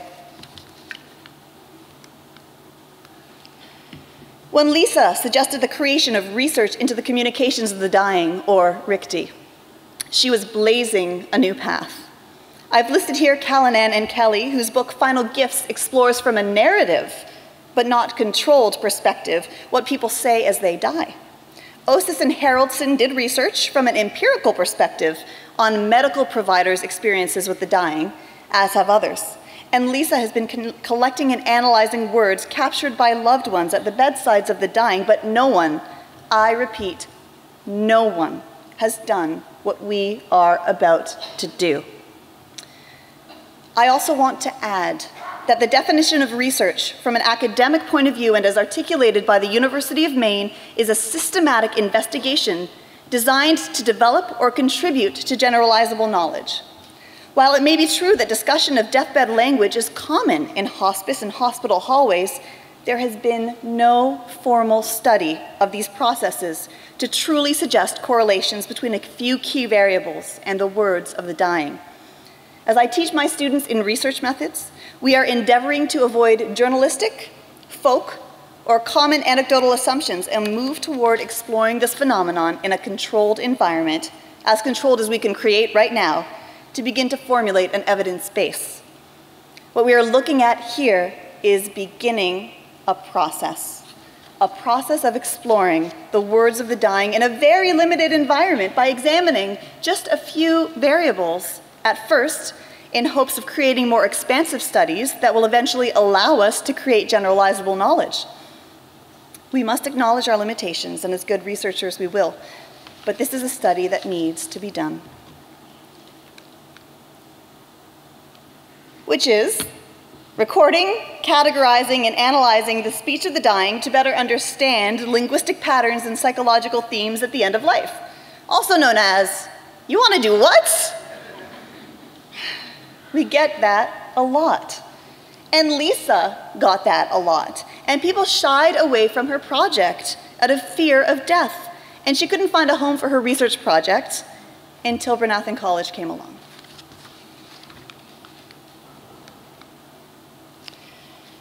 Just under a year ago, I traveled to Athens, Georgia, to meet a woman who was formerly a stranger and is now a co-investigator and cherished friend. We spent 3 days intensively creating an initial protocol that scientifically analyzed the words of the dying. And oh yeah, I got to meet one of my biggest heroes. There I am getting my first photo op with Raymond. I can't believe I get to use his first name.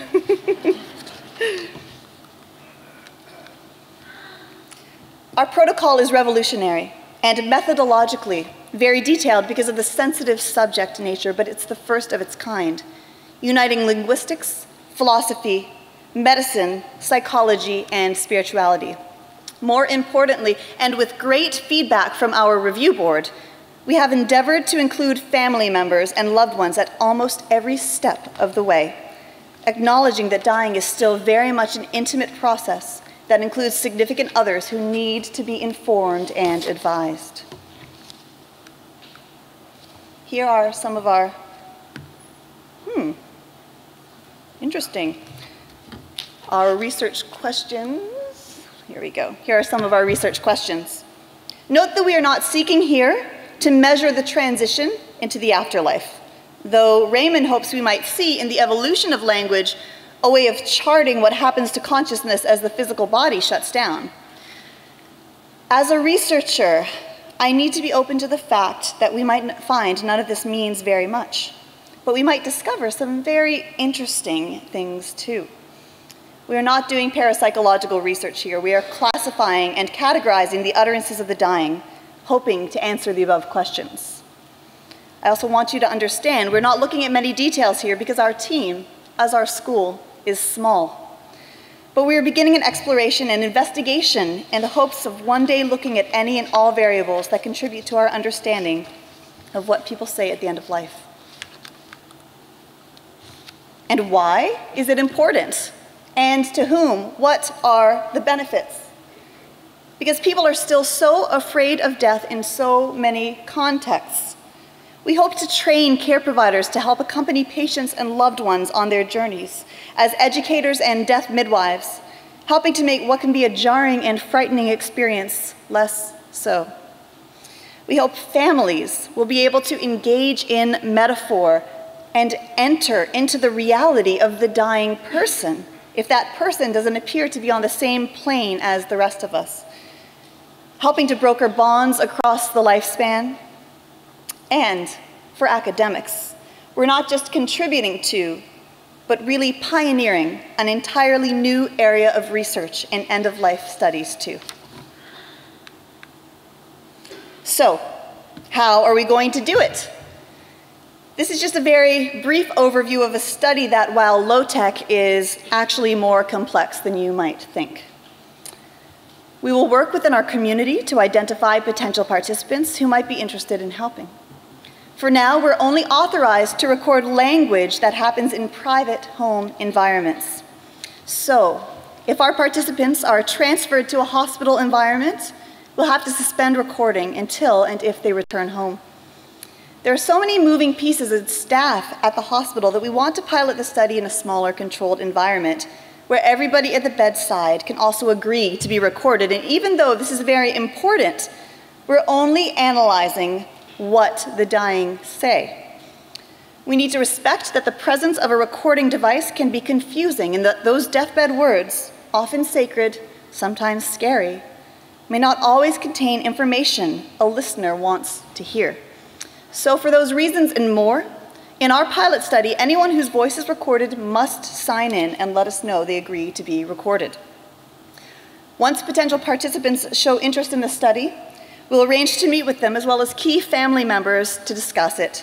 Through a very detailed, informed consent process, we will explain our methods and answer any questions that arise, and we will ensure that our participants know being in the study is entirely voluntary. They can drop out at any time without consequence. Our protocol discusses informed consent at great extent. Once enrolled, our participants who have agreed will be visited and spoken with, as well as their loved ones, on a weekly basis to check in.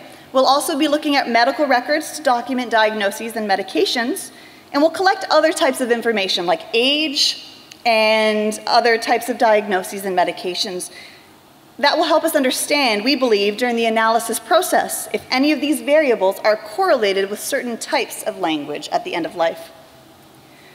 Once the participant's healthcare provider informs us that he or she has entered the pre-active or active dying phase, which is an estimate that death is likely to happen anywhere from weeks to days, we will turn on our recording devices. It's important we start recording as early as possible in the dying process to establish a baseline for when language begins to change. We will orient as many loved ones as we have previously identified to the position of the device, and the participant will have designated a recorder, and this is a person in charge of the device, and they can also turn it off or on again, provided they tell us why, and there is, of course, an option to not tell us why as well. Again, this will create limitations in our analysis process, but protecting and respecting loved ones here is so important too. Signage and information explaining the study will be at the bedside. And this is really cool, devices are voice activated, meaning they will begin to record automatically in the presence of speech and turn off when there is silence. We'll check in every day with recorders until the participant passes away. We will have interns deployed to help with device management, and we will document everything scrupulously. Once our participants die, we will collect the device and begin the transcription and analysis process, according to a qualitative research approach called grounded theory.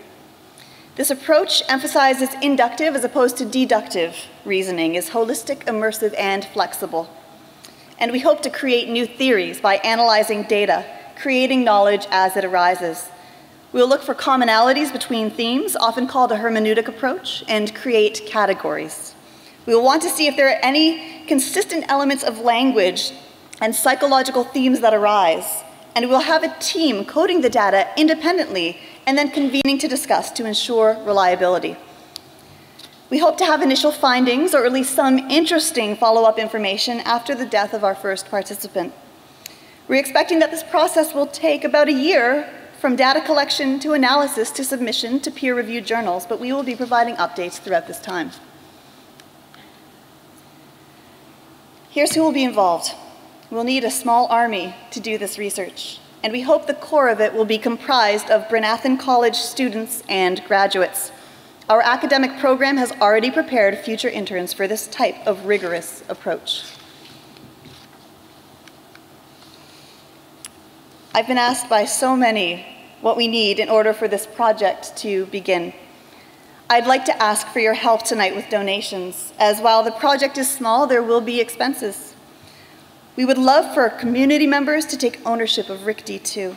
And we would love for anybody willing to bring participant flyers available in the lobby to potentially interested participants or facilities. And of course, join our conversation by talking about language at the end of life. Talk to us, and please stay to ask questions. We've already been so wonderfully supported here by our president, Mr. Brian Blair, who has believed in the potential of this research. Our Chief Financial Officer, Mr. Daniel Allen, for helping to arrange a smooth process for donations. Our masterful marketers, Serena Sutton and Holly Adams, and so many who have helped make tonight happen. Publicist Ann Cookie Biggs, event planner Allie Smetanic-Childs, videographer and tech director Stuart Farmer, the awesome Swedenborg Foundation, Matt Childs, and host Curtis Childs, and our family and friends. This pilot study could lead to larger sample sizes and a number of methodological variations, namely by stratifying according to, for example, spiritual approach, diagnosis, gender, and so on. I was recently even contacted by a scientist, Sarah Bailey in North Carolina, who suggested we record blood oxygen levels and see if language and changes in language are related to these. I would love to see this. I'd love to see cross-cultural samples and to even explore final words of different languages. But for now, we'll be happy if we get even 5 participants. Thank you so very much for being here. I would be happy, delighted, honored, and privileged to answer your questions later on. Thank you.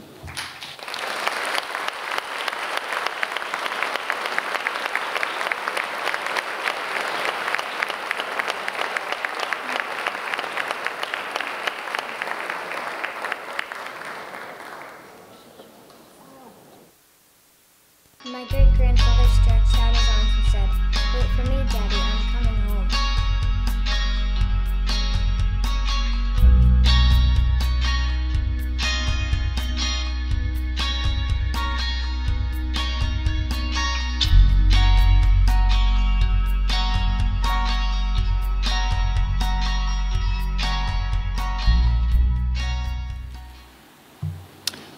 Since we've been going a little over time, I suggest, since we just have 2 short presentations left of about 6 minutes apiece, why don't we just take a stretch break for about 15 seconds? Sound good?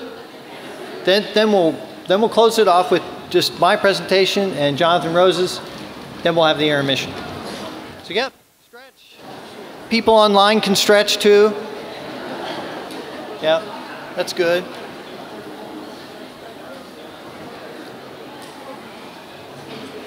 Oh yeah, work out the kinks. There we go. Okay, we're almost there.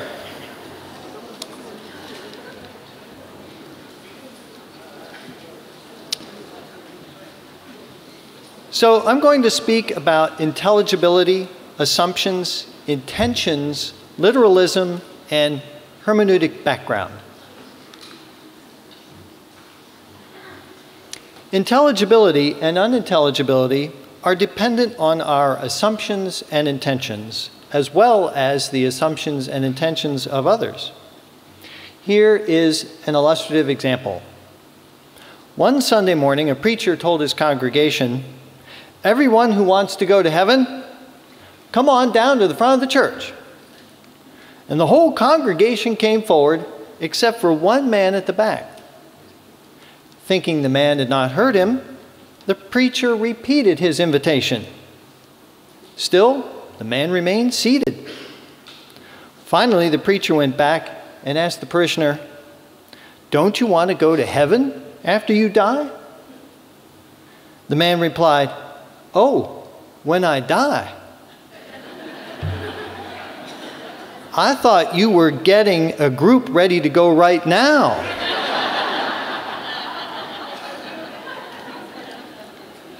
So in the case of the afterlife, we can assume that only biology or physics makes something intelligible. We can assume that events occur only within natural time and natural space. But I encourage us to recognize that these are assumptions that we can choose to make or not make. Most people make the transition between understanding something literally and figuratively so easily that they're usually unaware of its occurrence or how often it occurs. Normally, we intend to connect with other people and so are eager to make sense of what they say and write. For example, here is a magazine article that is designed to help people discover hidden health problems by noticing seemingly innocent bodily functions.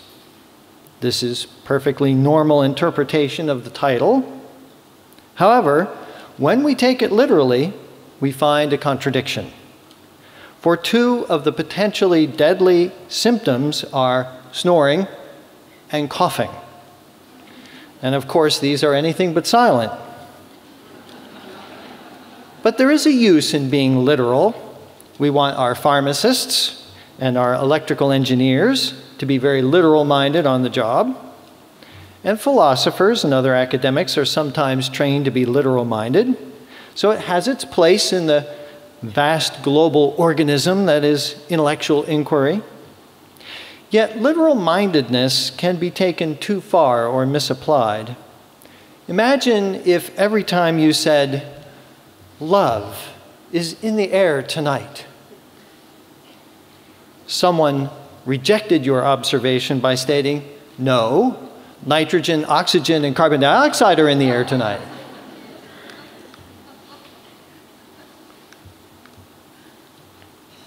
This brings me to two quotations from Emanuel Swedenborg. In contrast to literalism, this first quotation from Arcana Celestia, or Heavenly Secrets, asserts that a person who directs his attention to the sense of the words a speaker uses does indeed hear his words, but in a way, he doesn't hear them. Instead, it is normal for us to grasp only the sense of them.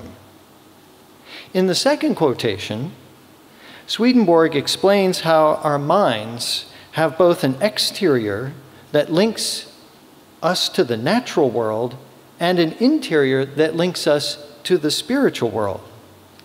Note that it is not only through analytical things that the natural part of the mind communicates with the rational part of the mind, and thus the spiritual world, but also through analogical things. And this is a form of non-literalism.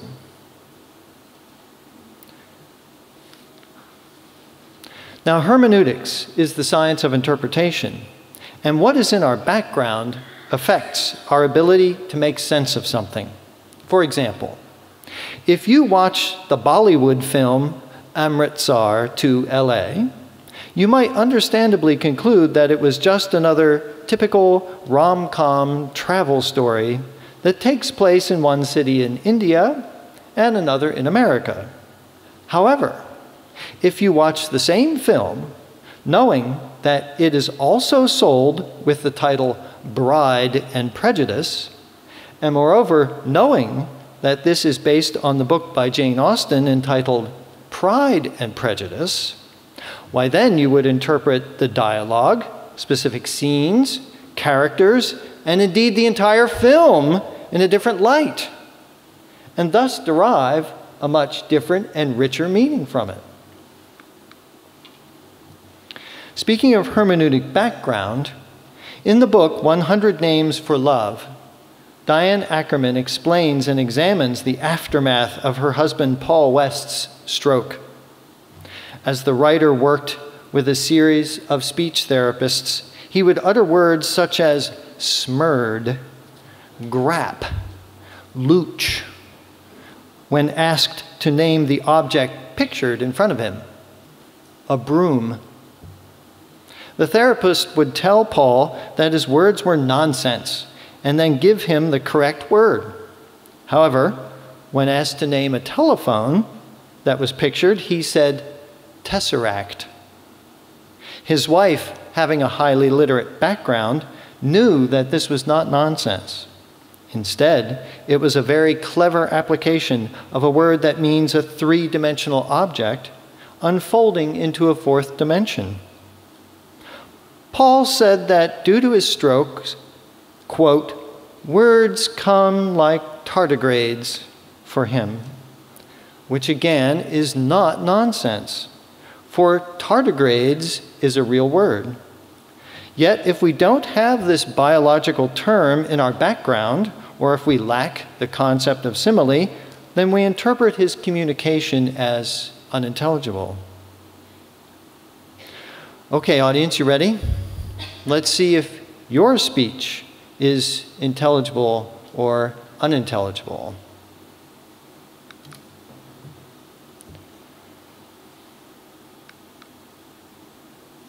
Next slide, please. There we go.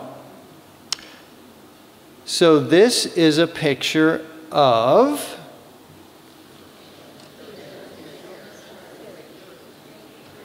okay, this is an interesting response. So if you said angels, then your answer was correct according to the speech therapist. Paul West said it was a picture of cherubim. But that word was not part of the speech therapist's hermeneutical background and was therefore incorrect and unintelligible. My hope is that this new project will help people become aware of these kinds of assumptions that they bring to communication with the living as well as the dying. Thank you very much.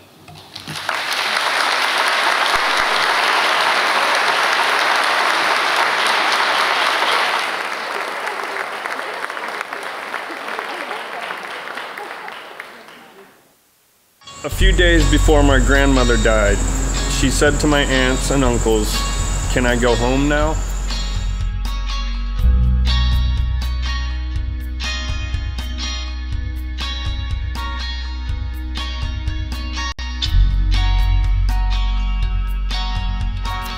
So here are a few thoughts, friends, on the mechanism that underlies this from the perspective of the Bible and Swedenborg's spiritual experiences. Emanuel Swedenborg was born in 1688, died in 1772 at 84 years old. When he was in his mid-50s, he reports that he had an intense spiritual awakening that led to a more or less permanent dual consciousness of this life and the life after death. From his perspective on both sides of the veil, he was able to use his highly scientific mind to explore and describe in great detail the nature of the interaction between spirit and flesh. Now, people who think from a materialist perspective may find it difficult to believe in the near-death experience or out-of-body experiences because if the physical senses have shut down or are elsewhere, where else could the signals be coming from? And how might that perspective view people saying strange things as they approach death? That's probably just babbling as the brain is breaking down. The Bible expresses a different perspective. It says that we each have two bodies. In 1 Corinthians 15, Paul speaks of our resurrection at death and what kind of body we have after we pass on, and his teaching culminates in this statement: there is a natural body and there is a spiritual body. Scripture is so obscure, isn't it? Putting this together with Swedenborg's experience, what I believe this is saying is that we have a physical body with physical senses and organs, and we also have a spiritual body with spiritual senses and organs. And we've had both since birth, although most of us are aware of only one of our bodies. The Bible also suggests that our spiritual body lives in a higher world, a world that contains wisdom that cannot be expressed intelligibly in the words of any earthly language. Again, Paul writes of someone, and everyone thinks it was him, who was, quote unquote, caught up to the third heaven. He was caught up into paradise and heard inexpressible words. And 17 centuries later, Swedenborg's experience confirmed what Paul said. Swedenborg declares that there are two complete worlds. a physical world of matter, and a spiritual world made not of physical matter, but of what Swedenborg calls spiritual substance, meaning that it stands behind or under matter. I recommend his book, Heaven and Hell, to you, if you'd like to explore this some more. These two worlds are completely separate, but each of us bridges and inhabits them both through these two bodies of ours, although many of us are not aware of that second world. Can I have the next slide, please? There we go. And I think the one after that, right, with the two people in it? Thank you. There we go. Our physical senses pick up physical signals from the physical world, and our spiritual senses, when they become active, pick up spiritual signals from the spiritual world, the world of the afterlife. As long as our physical senses are operative, they tend to command our attention. They are by nature louder and closer to us than the realm of the spirit, just the way the light from the sun, during the day being closer to us, overpowers the quieter light of distant stars, even though there are billions of stars, many of which are actually brighter and more powerful than our little sun. When we die, our physical body dies, and our physical senses with it, of course, but our consciousness comes into awareness of our spiritual body and its senses, and this provides a seamless transition of our consciousness when we die, the transition that people speak about in their accounts of near-death experiences. There are some people, though, like Swedenborg, who get an extensive sneak preview. For him, the veil between this world and the other one became thinned and non-existent. And many people are clairvoyant or have other spiritual abilities, and all of us at times have vivid, lucid dreams or experiences that cannot be explained as merely physical. As people approach death, what I believe is happening is that signals from their spiritual bodies, which have long been drowned out by their physical senses, start to leak through. Does that make sense? The great division between spirit and flesh begins to break down for them, and as their physical bodies fail, their awareness of their spiritual body and spiritual senses begins to awaken, just the way the stars start to peek out as the sun goes down.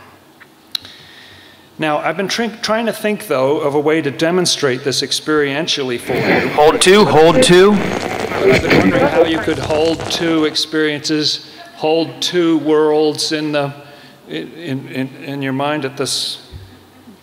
Excuse me for a minute. Okay, next slide, go. Oh, okay. Ready, camera 3, and cut 3. Okay, I think I know what that is. That's the person up in the booth who's calling the show. It's interesting when I think about it. It was very fortunate that that happened because it's a good analogy for what I'm talking about. There's someone up in the booth there who's been running the show the whole evening. And even though we've been here paying attention to this and seeing slides and so on, we've been unaware of a second conversation going on in the same room. Unseen helpers, working behind the scenes, camera people, lighting people, sound people, have been getting a communication from a director in the booth, and none of us are aware of it. There's a second communication going on, and what I think happened there was that apparently the boundary between the two communications broke down for a minute, and that second conversation became audible. And the first, in fact, I started mindlessly saying, hold two, because I was, that's what I was hearing. I was echoing what I was hearing from the director up in the booth. So that's somewhat akin, I think, friends, to what I think is going on with people who are approaching death. They're starting to become conscious of a second conversation in another world, a conversation in an unseen world with unseen helpers working behind the scenes to get ready for the passing that is about to occur.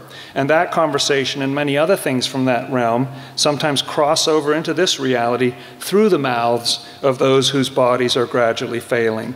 And their conversation might sound like nonsense to us. The language used behind the scenes is somewhat different than our language. For instance, none of us up here on stage tonight found occasion to say, ready, camera 3.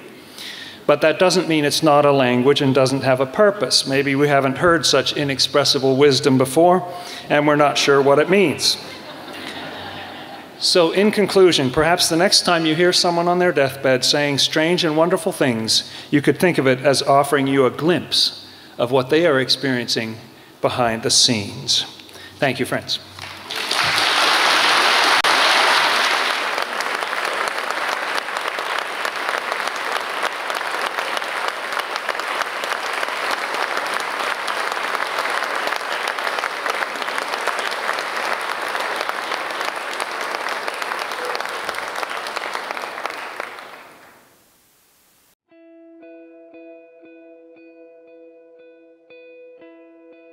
I think back to my father when I was a baby, and my dad was delegated with the responsibility of singing lullabies to me at night. And you know, when I was an infant, I couldn't tell you what my father was saying exactly and precisely, and oh goodness, he couldn't tell me what I was saying, right? I was gurgling and bubbling and all those things.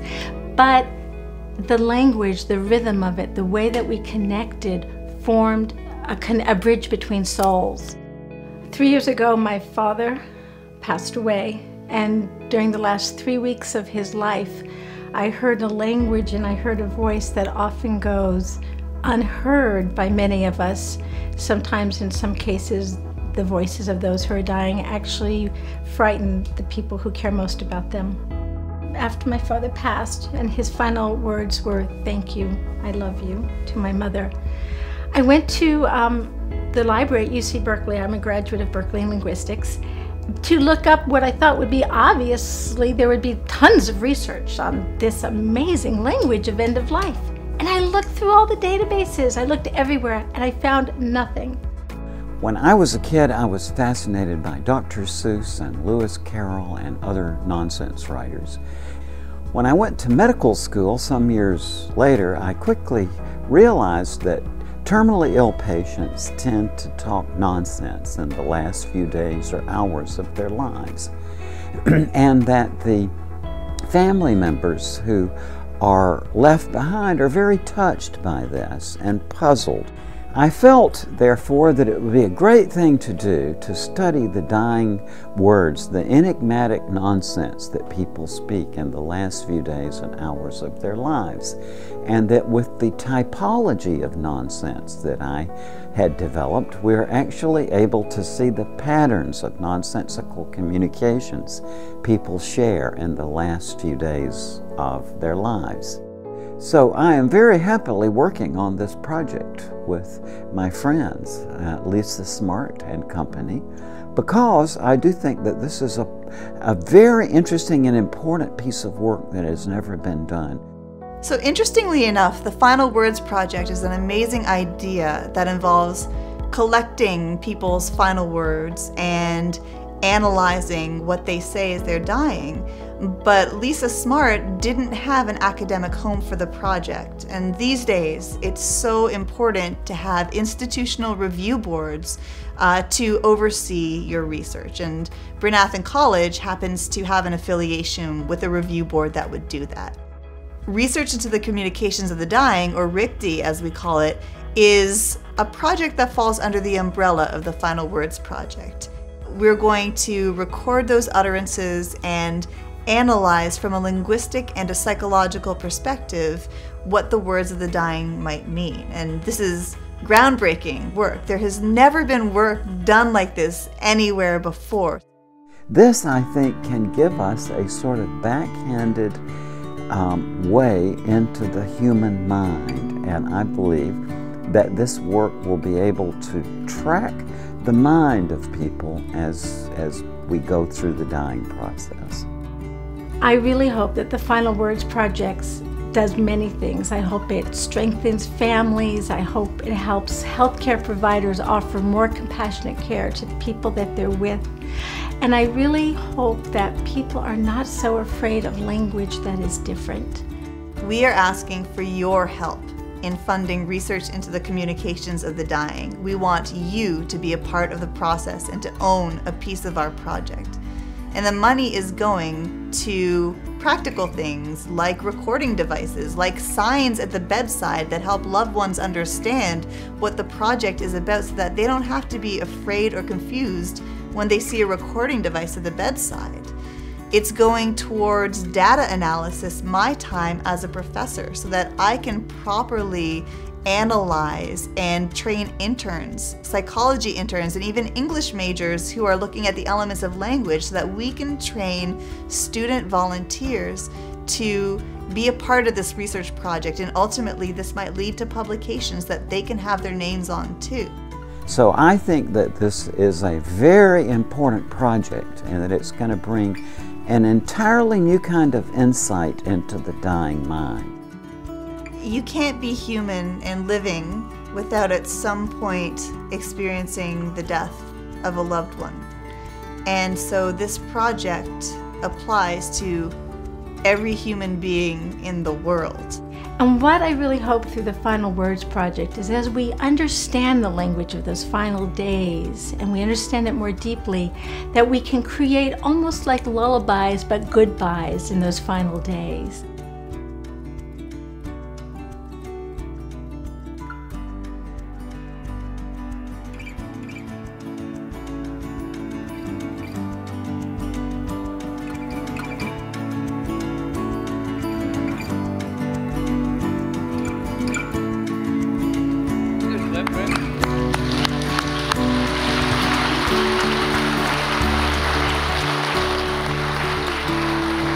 So there's been a note made of it before. We've gone a little long. I see that as you get more value for the price of admission. There's scheduled an intermission now. Of course, anyone's free to go as they please, but in 10 minutes, we'll be back here, and our panel is going to be answering the questions that you've written down that we've gotten online. So if you want to see that, be back here in 10. Thanks. Thanks for coming back, everybody. All right. Thanks to our panelists for all that great wisdom. So we're going to get into a few of the questions that y'all had. Beginning with, there was one I really wanted to start with. Yeah, this, because I feel like it sort of sums it up. What was the most amazing nonsense you have heard? And Raymond, do you want to open on this one? I absolutely do. Is this working? Good. I have two wonderful grown sons, 44 and 41. And a wonderful son. And also, my wife and I have adopted two wonderful kids at birth. Carter, who's now 17, and Carol Ann, who is 14. And Carter is Mexican-American by heritage, and we adopted him from Kerrville, Texas. And Carol Ann is Native American Blackfeet from Montana. She's 14 now, and we adopted her at birth as well. Well, when we adopted Carter, the way we did it, we'd made contact with a Mexican-American family in Kerrville, Texas, just wonderful people, and their daughter, Carolina, was pregnant, and we made a contact with them. We went down there before Carter's birth, and we made good relationship with the family, which we still have. And then we went back for Carter's birth, and we were there when he was born on July 20th, 1998. And the obstetrician delivered him and handed him to my wife. So he has been ours from the very beginning. And we've also maintained this relationship with his wonderful birth family. And of course, there's the routine 3-day stay in the hospital after a baby is born, right?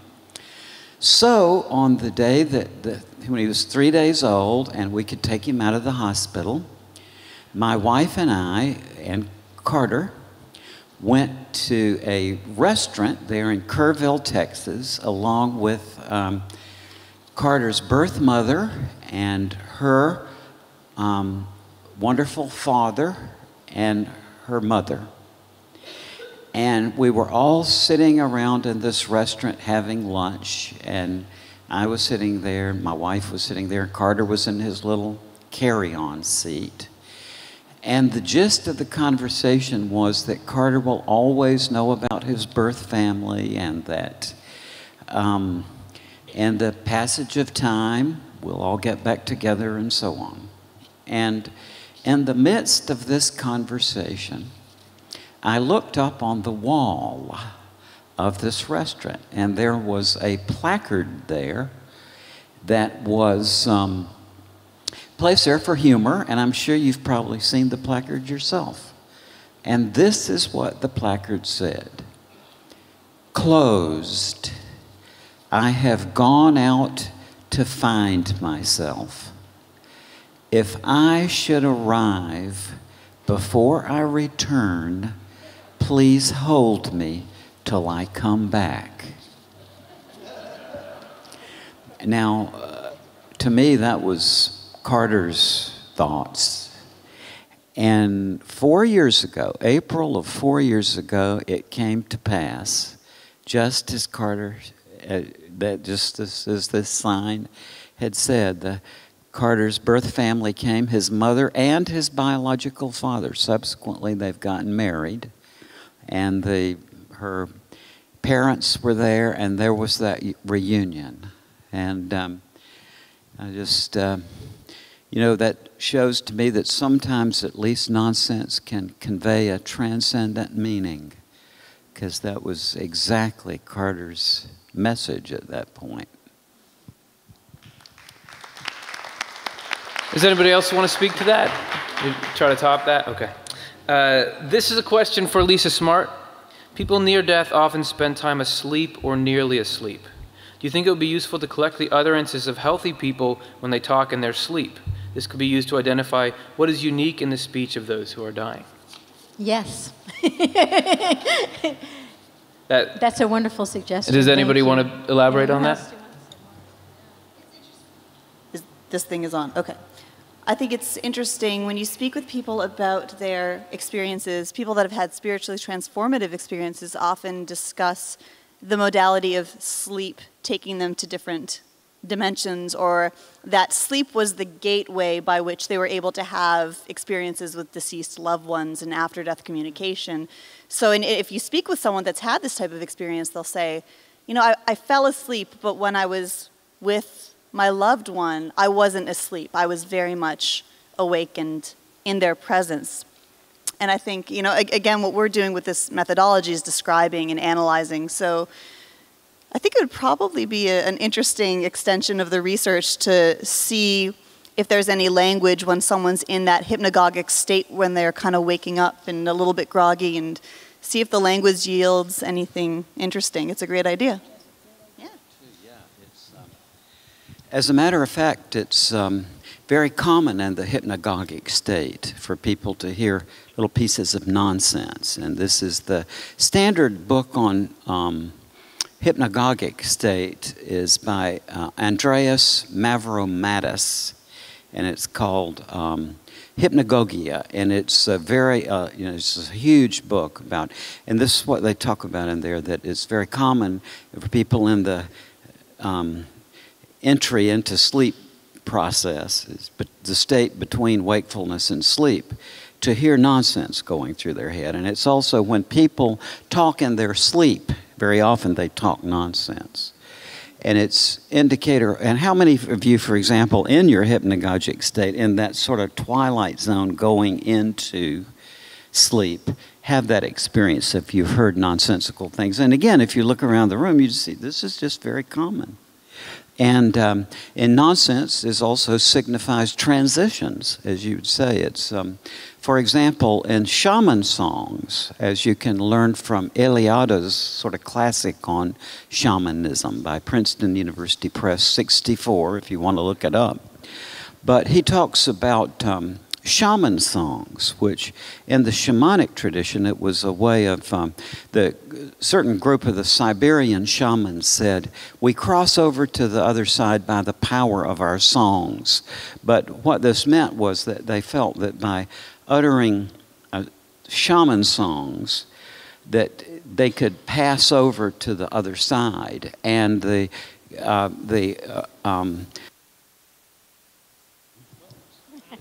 structure of a shaman song is a blending of elements of meaningless nonsense, specifically nonsense syllables and meaningless refrains, together with elements of intelligible language so that the combination is more powerful than either alone, which sounds so abstract until you listen to this. Hickory dickory dock, the mouse ran up the clock. The clock struck 1 and down it ran. Hickory dickory dock. Okay. Now, all of us know this. We pass it on for hundreds of years to our kids. What happens if you take out the nonsense? The mouse ran up the clock struck 1 and down he ran. Would you tell that to your kids? No. It's the power of the meaningless and the meaningful elements brought together that creates the mind-altering property of nonsense. And that was the mechanism of the shaman song. I used to, doo-wop has the same feature. And back in 1969 to 72, I was a professor of philosophy at East Carolina University, and to show my students in my logic courses the way that nonsense and meaningful utterances can get combined, I would take had a portable record player, and I would bring doo-wop songs to my students and play them. And since I was at the front of the room, I could watch the students' faces and expressions as these different kinds of doo-wop songs were played. And the first thing I said, it's very dramatic, and any of you could do this. I mean, it's just an easy thing to do. I quickly realized that the effect of the song depends on the specific arrangement of the intelligible versus the unintelligible parts. And there was one in particular that really I could see it would quickly put students into a trance, and it's called Little Star, if you want, and it's a very particular arrangement of nonsensical and meaningful parts. And I would just watch this. When I would play this, the students would just go right down into a trance just very quickly. So it's a very powerful modality that we have forgotten about, although our ancestors in prehistoric times knew all about it. But once the literal domain was, distinguished and contrasted with the figurative and so on, and because of the historical things I was talking about, we've just sort of shuttled that aside, largely due to one of my heroes, Aristotle. But it's easy to bring it back into our awareness. All right. Anybody else? Okay. So we heard some accounts of these already. Lisa, you mentioned what your father had said before he died.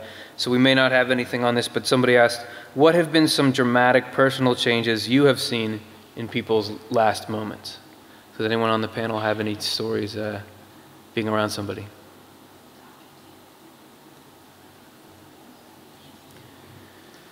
One of the research questions we're looking at is, do people die as they lived psychologically? And so I don't know, in the transitions I've seen of patients, that to me anecdotally has been confirmed. I actually haven't seen all that much drama. I haven't seen these kind of deathbed repentances or people running, screaming from the room. It's been a very natural transition many times when I've been in the presence of both children and adults. In fact, children more so, as difficult as it is to discuss. Children are innocent and authentic, and abiding with that was a very powerful experience because it was so non-dramatic and often very peaceful. And so I don't know if Lisa would feel any, or if you saw in your dad, but this, despite the words being different, and despite him accounting for angels and things like that, he still was who he was. It was still his voice and his personality coming through. So I might argue, and this again, all it is theories to be validated, I might argue that we might not see anything very dramatic at the bedside. I will say there are accounts of people having some fairly frightening NDEs and communications, but in my personal experience, I haven't seen that yet. All right, thanks. Now, I'm sort of maybe thinking of you two guys at the end, but anybody who wants to answer this, go ahead. How do you think these conversations with the dying can help people resolve their fear of death? And if anyone else has thoughts on it, yeah. I was talking with someone a few months ago who was dying. He had almost gone a couple of times and then come back, and I remember him talking about. It was a February morning when I went over there. It was very icy, and I was not in a great mood, and I had just planned on sitting in the sort of antechamber. He was in this hospital bed, but we walked through the door and we were just right in his presence there, and so there was no, it was like, okay, all right, we will, it was somebody I knew fairly well, but it wasn't a member of the family or anything. And he was so full of life and so much happier than I was in that exchange. It was really interesting. He was dying of congestive heart failure, I think, and one of the things that he said was, I used to think I was living to die, but now I think I'm dying to live. And he talked about what a happy time it was. He really somehow conveyed with his language to me that it's a transition, and that actually care is taken about this like you're already got one foot, as other speakers said tonight, in that other realm, which I think is very gentle, and he seemed so happy about it. He was thrilled, and I felt the same quality in some of the things that Lisa quoted tonight, of sort of being thrilled or excited and moving forward.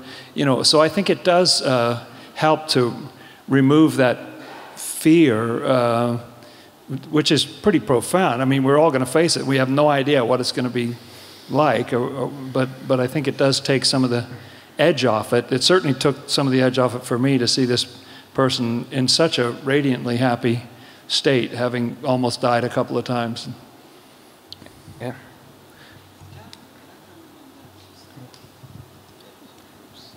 I think it's on if you just try it. Okay, if I may comment.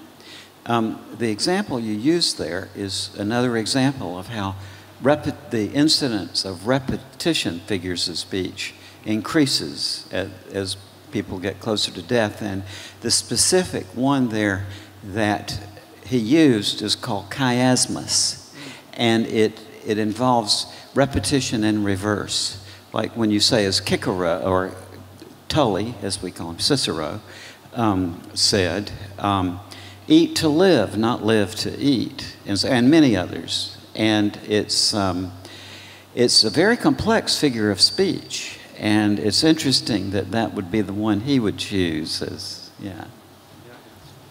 Yeah, if I could just add a little bit to that. Was having a discussion with my brother-in-law, and both getting older, and we noticed that we had something of a fear of how we might die. Would it be a painful exit, or a sudden one that would, bring unexpected grief to our loved ones? But we felt that the more we read about people and their experiences and contemplated it, that the idea of dying actually became less fearsome. And particularly as we have relatives who pass away. We have an aunt that passed away fairly recently, and she was an international traveler, and some months before she passed away, she was declining, and she made the comment to us. She said, well, I have one foot in the departure lounge right now. and she was looking forward to going. She missed her husband, who had passed away some years before. And something that Raymond and our researchers are doing here is that it goes back to, Raymond has a strong affection for ancient philosophy. And philosophy is the love of wisdom. And one of the things that philosophy and psychology, the logos of the psyche or the soul, is supposed to do, it's supposed to help us reflect on how our life will end, so that we can better live our life now. it's like that exercise that maybe sometimes you have your students do about, what do you want people to say about you at your memorial service? And so thinking about your own demise actually helps you live a wiser life now, before that time. And I think maybe some of the things that we might hear people say in their final words, some of that might give us some wisdom in that regard. Particularly if it does turn out that people tend to die or make a transition as they lived, and so we might see, how important habits are, for example, in our lives. I think we're going to have 2 more questions. One, this is one of several questions. Somebody talking about an experience that they had. My father would call my name when I would leave the hospital room. Did he need me back? And so I'm assuming this is the father's near death, and not necessarily lucid, but would call the name. So maybe you don't know definitively, but does anyone have thoughts on that? Or did I stump you? Well, I know that a proper name is, incidentally, I happen to have written my doctoral dissertation on the problem of proper names, and that sounds so bizarre until you realize it's a very difficult part of speech for logicians. And the reason is that we know about the distinction between denotation and connotation.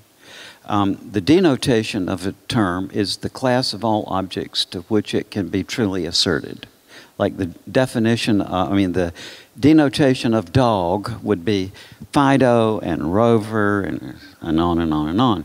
But the connotation of a term are the characteristics that are conveyed when you assert the word of the object. And the difficulty with proper names, why they have been of such great interest to logicians, is that they apparently have denotation without connotation. It's like if I say Bill, you may be able to infer because of the conventions that the person is probably a male, but you can't really, I know a Bill who's a woman, and so it's interesting, and it's a very powerful mode of expression. And so to me, if I were in that situation, and then I heard that somebody that I loved was calling my name, I would take that very seriously. Yeah, absolutely. Yeah. I also wanted to suggest, though, that as Lisa has mentioned, there are lots of metaphors that arise at the end of life. So perhaps the symbolism of that name is important. It's if a father is calling a child's name, most rationally, yes, there would be a yearning for that child, but also what that son represents, and perhaps the connection, the mental mapping of memories and sweet things and hard things, and perhaps that child plays a role in transition. So I would hate for that person to feel guilty and not feel they could leave. This is why we're doing this research, right? We want to comfort people. We want to also provide an evidence base for this kind of stuff. And I would hope that person wouldn't feel guilt or that they had missed something, because it's quite possible that in saying the name and the repetition of the name, that brought that child closer to that parent. And so even without the child having to be there, there was a sense of just calling them and summoning them forth in that dying state. And I would hope that they might be comforted by that. Leads well into the last question, because you said this is what we're trying to do with the research. So this can be for anyone, so in what ways can or do near-death studies and what you're doing influence end-of-life policy making? So looking down the road, and it's hypothetical, but what could we possibly get out of this once we learn things? So, does anybody want to start that? Okay, we'll go back to you. I think it's really interesting, having gotten, one of my degrees is this bioethics degree from Penn, and as technology has allowed us to extend our lives and keep us, our natural lives sustained, shall we say, it has created a host of questions or issues regarding well, when does the person actually leave their bodies, and how do we get wishes from loved ones expressed? And one of the things that I'm thinking about a little bit is this idea of advance directives, how many people come into the hospital and they don't have their wishes written down. And so oftentimes when there is the discussion of life support, you have to kind of have your best guess as to what that person would have wanted. But of course, if you ask a significant other, what would your loved one have wanted? Oftentimes that significant other speaks for him or herself, what they would want or what they would want for that loved one. And that's understandable, that's human nature. But if we can start seeing where language deteriorates or starts being more unintelligible, if there are questions we can ask in a critical period, if there is, I'm almost thinking of Chomsky's critical period for learning language, is there a critical period where we start to unlearn and start to kind of go into nonsensical? And if that's the case, we can still try to have these conversations maybe later than we expected. I imagine a person who might be rambling and whose decisions might seem like they're not making sense, but if we can start categorizing and classifying, saying there's still some of that person in there and they can be involved in this end-of-life conversation and tell us what they want, I think that's valuable. I think it's a really hard thing to do right now. I don't think we're anywhere close to it, but we have these abilities to really add or remove interventions that affect how we die. And so we're going to be having more of these conversations. My other hope would be that we make this more of a family discussion, that when we have death happening in medicalized environments, as now is the case, we are not quite as communal as we used to be, where people died at home, although it still does happen, that we could bring families more together around the bedside and in the healthcare environment and appreciate the value that having a social aspect to dying brings. That's very nebulous with regards to policy, but I think we would have to start somewhere around there. Yeah, absolutely. I've got an opinion too. Which I just think this is a good opportunity. Maybe I know there's probably a lot of people here interested in near-death experiences. So what I see in the medical community, having been the son of a medical doctor who, I was there at my dad's graduation from medical school. I've known all of his colleagues throughout their career. I've been a physician myself for almost 40 years. And what I see, having my interest in this subject awakened in philosophy because of its relevance to the study of ancient Greek philosophy, but I've seen the whole process of its gradual integration into medicine. And so it might be interesting for you to know that Missouri Medicine is a very highly ranked medical journal. I think there's 100 plus in the US, and the most respected, of course, is the New England Journal of Medicine. But I think the ranking of number 5 is Missouri Medicine, which is a very reputable and respected medical journal. And they have just finished an 18-month series of articles on near-death experiences by physicians who have either investigated it or who have had near-death experiences themselves. And clinically, the relevance of this doesn't have anything to do with the question of an afterlife, in the sense that the way this presents itself in medicine is that we know from many studies that this is a fairly common concomitant of the process of revival and resuscitation and so on. And it's getting more common because the resuscitation techniques are rapidly getting better. So we're getting more and more of these cases of people who are brought back from closer and closer states of death. And we see the experiences are getting correspondingly more complex as the closer they get to death. So this is a very important question clinically, because the clinical question is, what do we do for these patients? You know, what do you do when a patient has a profound, life-changing spiritual experience when they're in the medical situation? And so I think the answer to that is pretty clear, and that is that number one, you need to listen to them, because it helps people just to be able to narrate their story and to listen to them kind of non-committally, and to, number one, and to reassure them that they're not alone, that you've heard this many times and that this is very well studied now.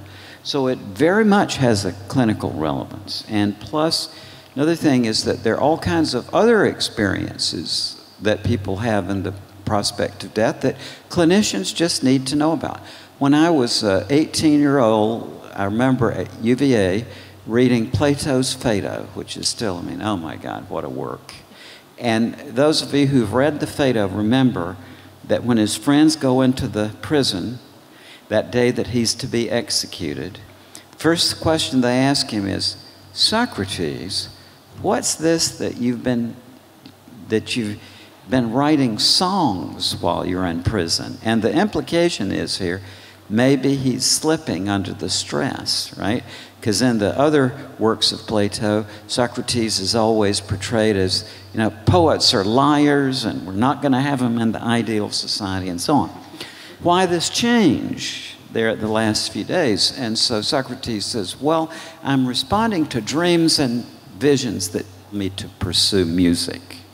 So he goes, and he's been writing these songs, and then he goes on to make an analogy, or a metaphor. He says that the swans, there was a Greek folk belief that just before swans died, they sing the most beautiful songs at all. And Plato kind of speculates that, well, this is their way of attuning themselves to the other side, and that. So anyway, I knew that as an 18-year-old undergraduate. That was 1962. Flash forward to 1974. I was doing my surgery rotation. And so I and two attendings walked into this woman's room in her early 70s who had heart difficulties. And as we walked in, we saw her have the cardiac arrest. And so I was the first one there, so I started the resuscitation, okay? And as this woman was passing away, she was reciting poetry. Wow. Okay. I didn't have the presence of mind. What was that again? And write it down, but I could tell it was poetry because of the meter and the rhyme. Subsequent to that, I have heard from hundreds of people who tell me that in the last few days or hours before their loved one died, that as far as they knew, this person never had any interest whatsoever in poetry or song, but the last few days, they started writing poetry, and sometimes, as they are dying, sing. Now, these are not nearly as common, say, as near-death experiences or shared death experiences, and in a group this size, probably one or two, but how many of you, it's probably not a big number, but how many of you have experienced that with your own life experience or anybody? Let's see if there's anybody here. One, two, how many? I see two hands, is that all? And three, okay. And you see, these are things that anybody can observe if they just start asking, but are not generally known. And it's very mystery. Why in the last few days or hours do people who've never had any interest in poetry or song start singing or writing or reciting poems? Let's end on that note. Everybody, thanks for hanging out for the extra hour. Thank you to our panel.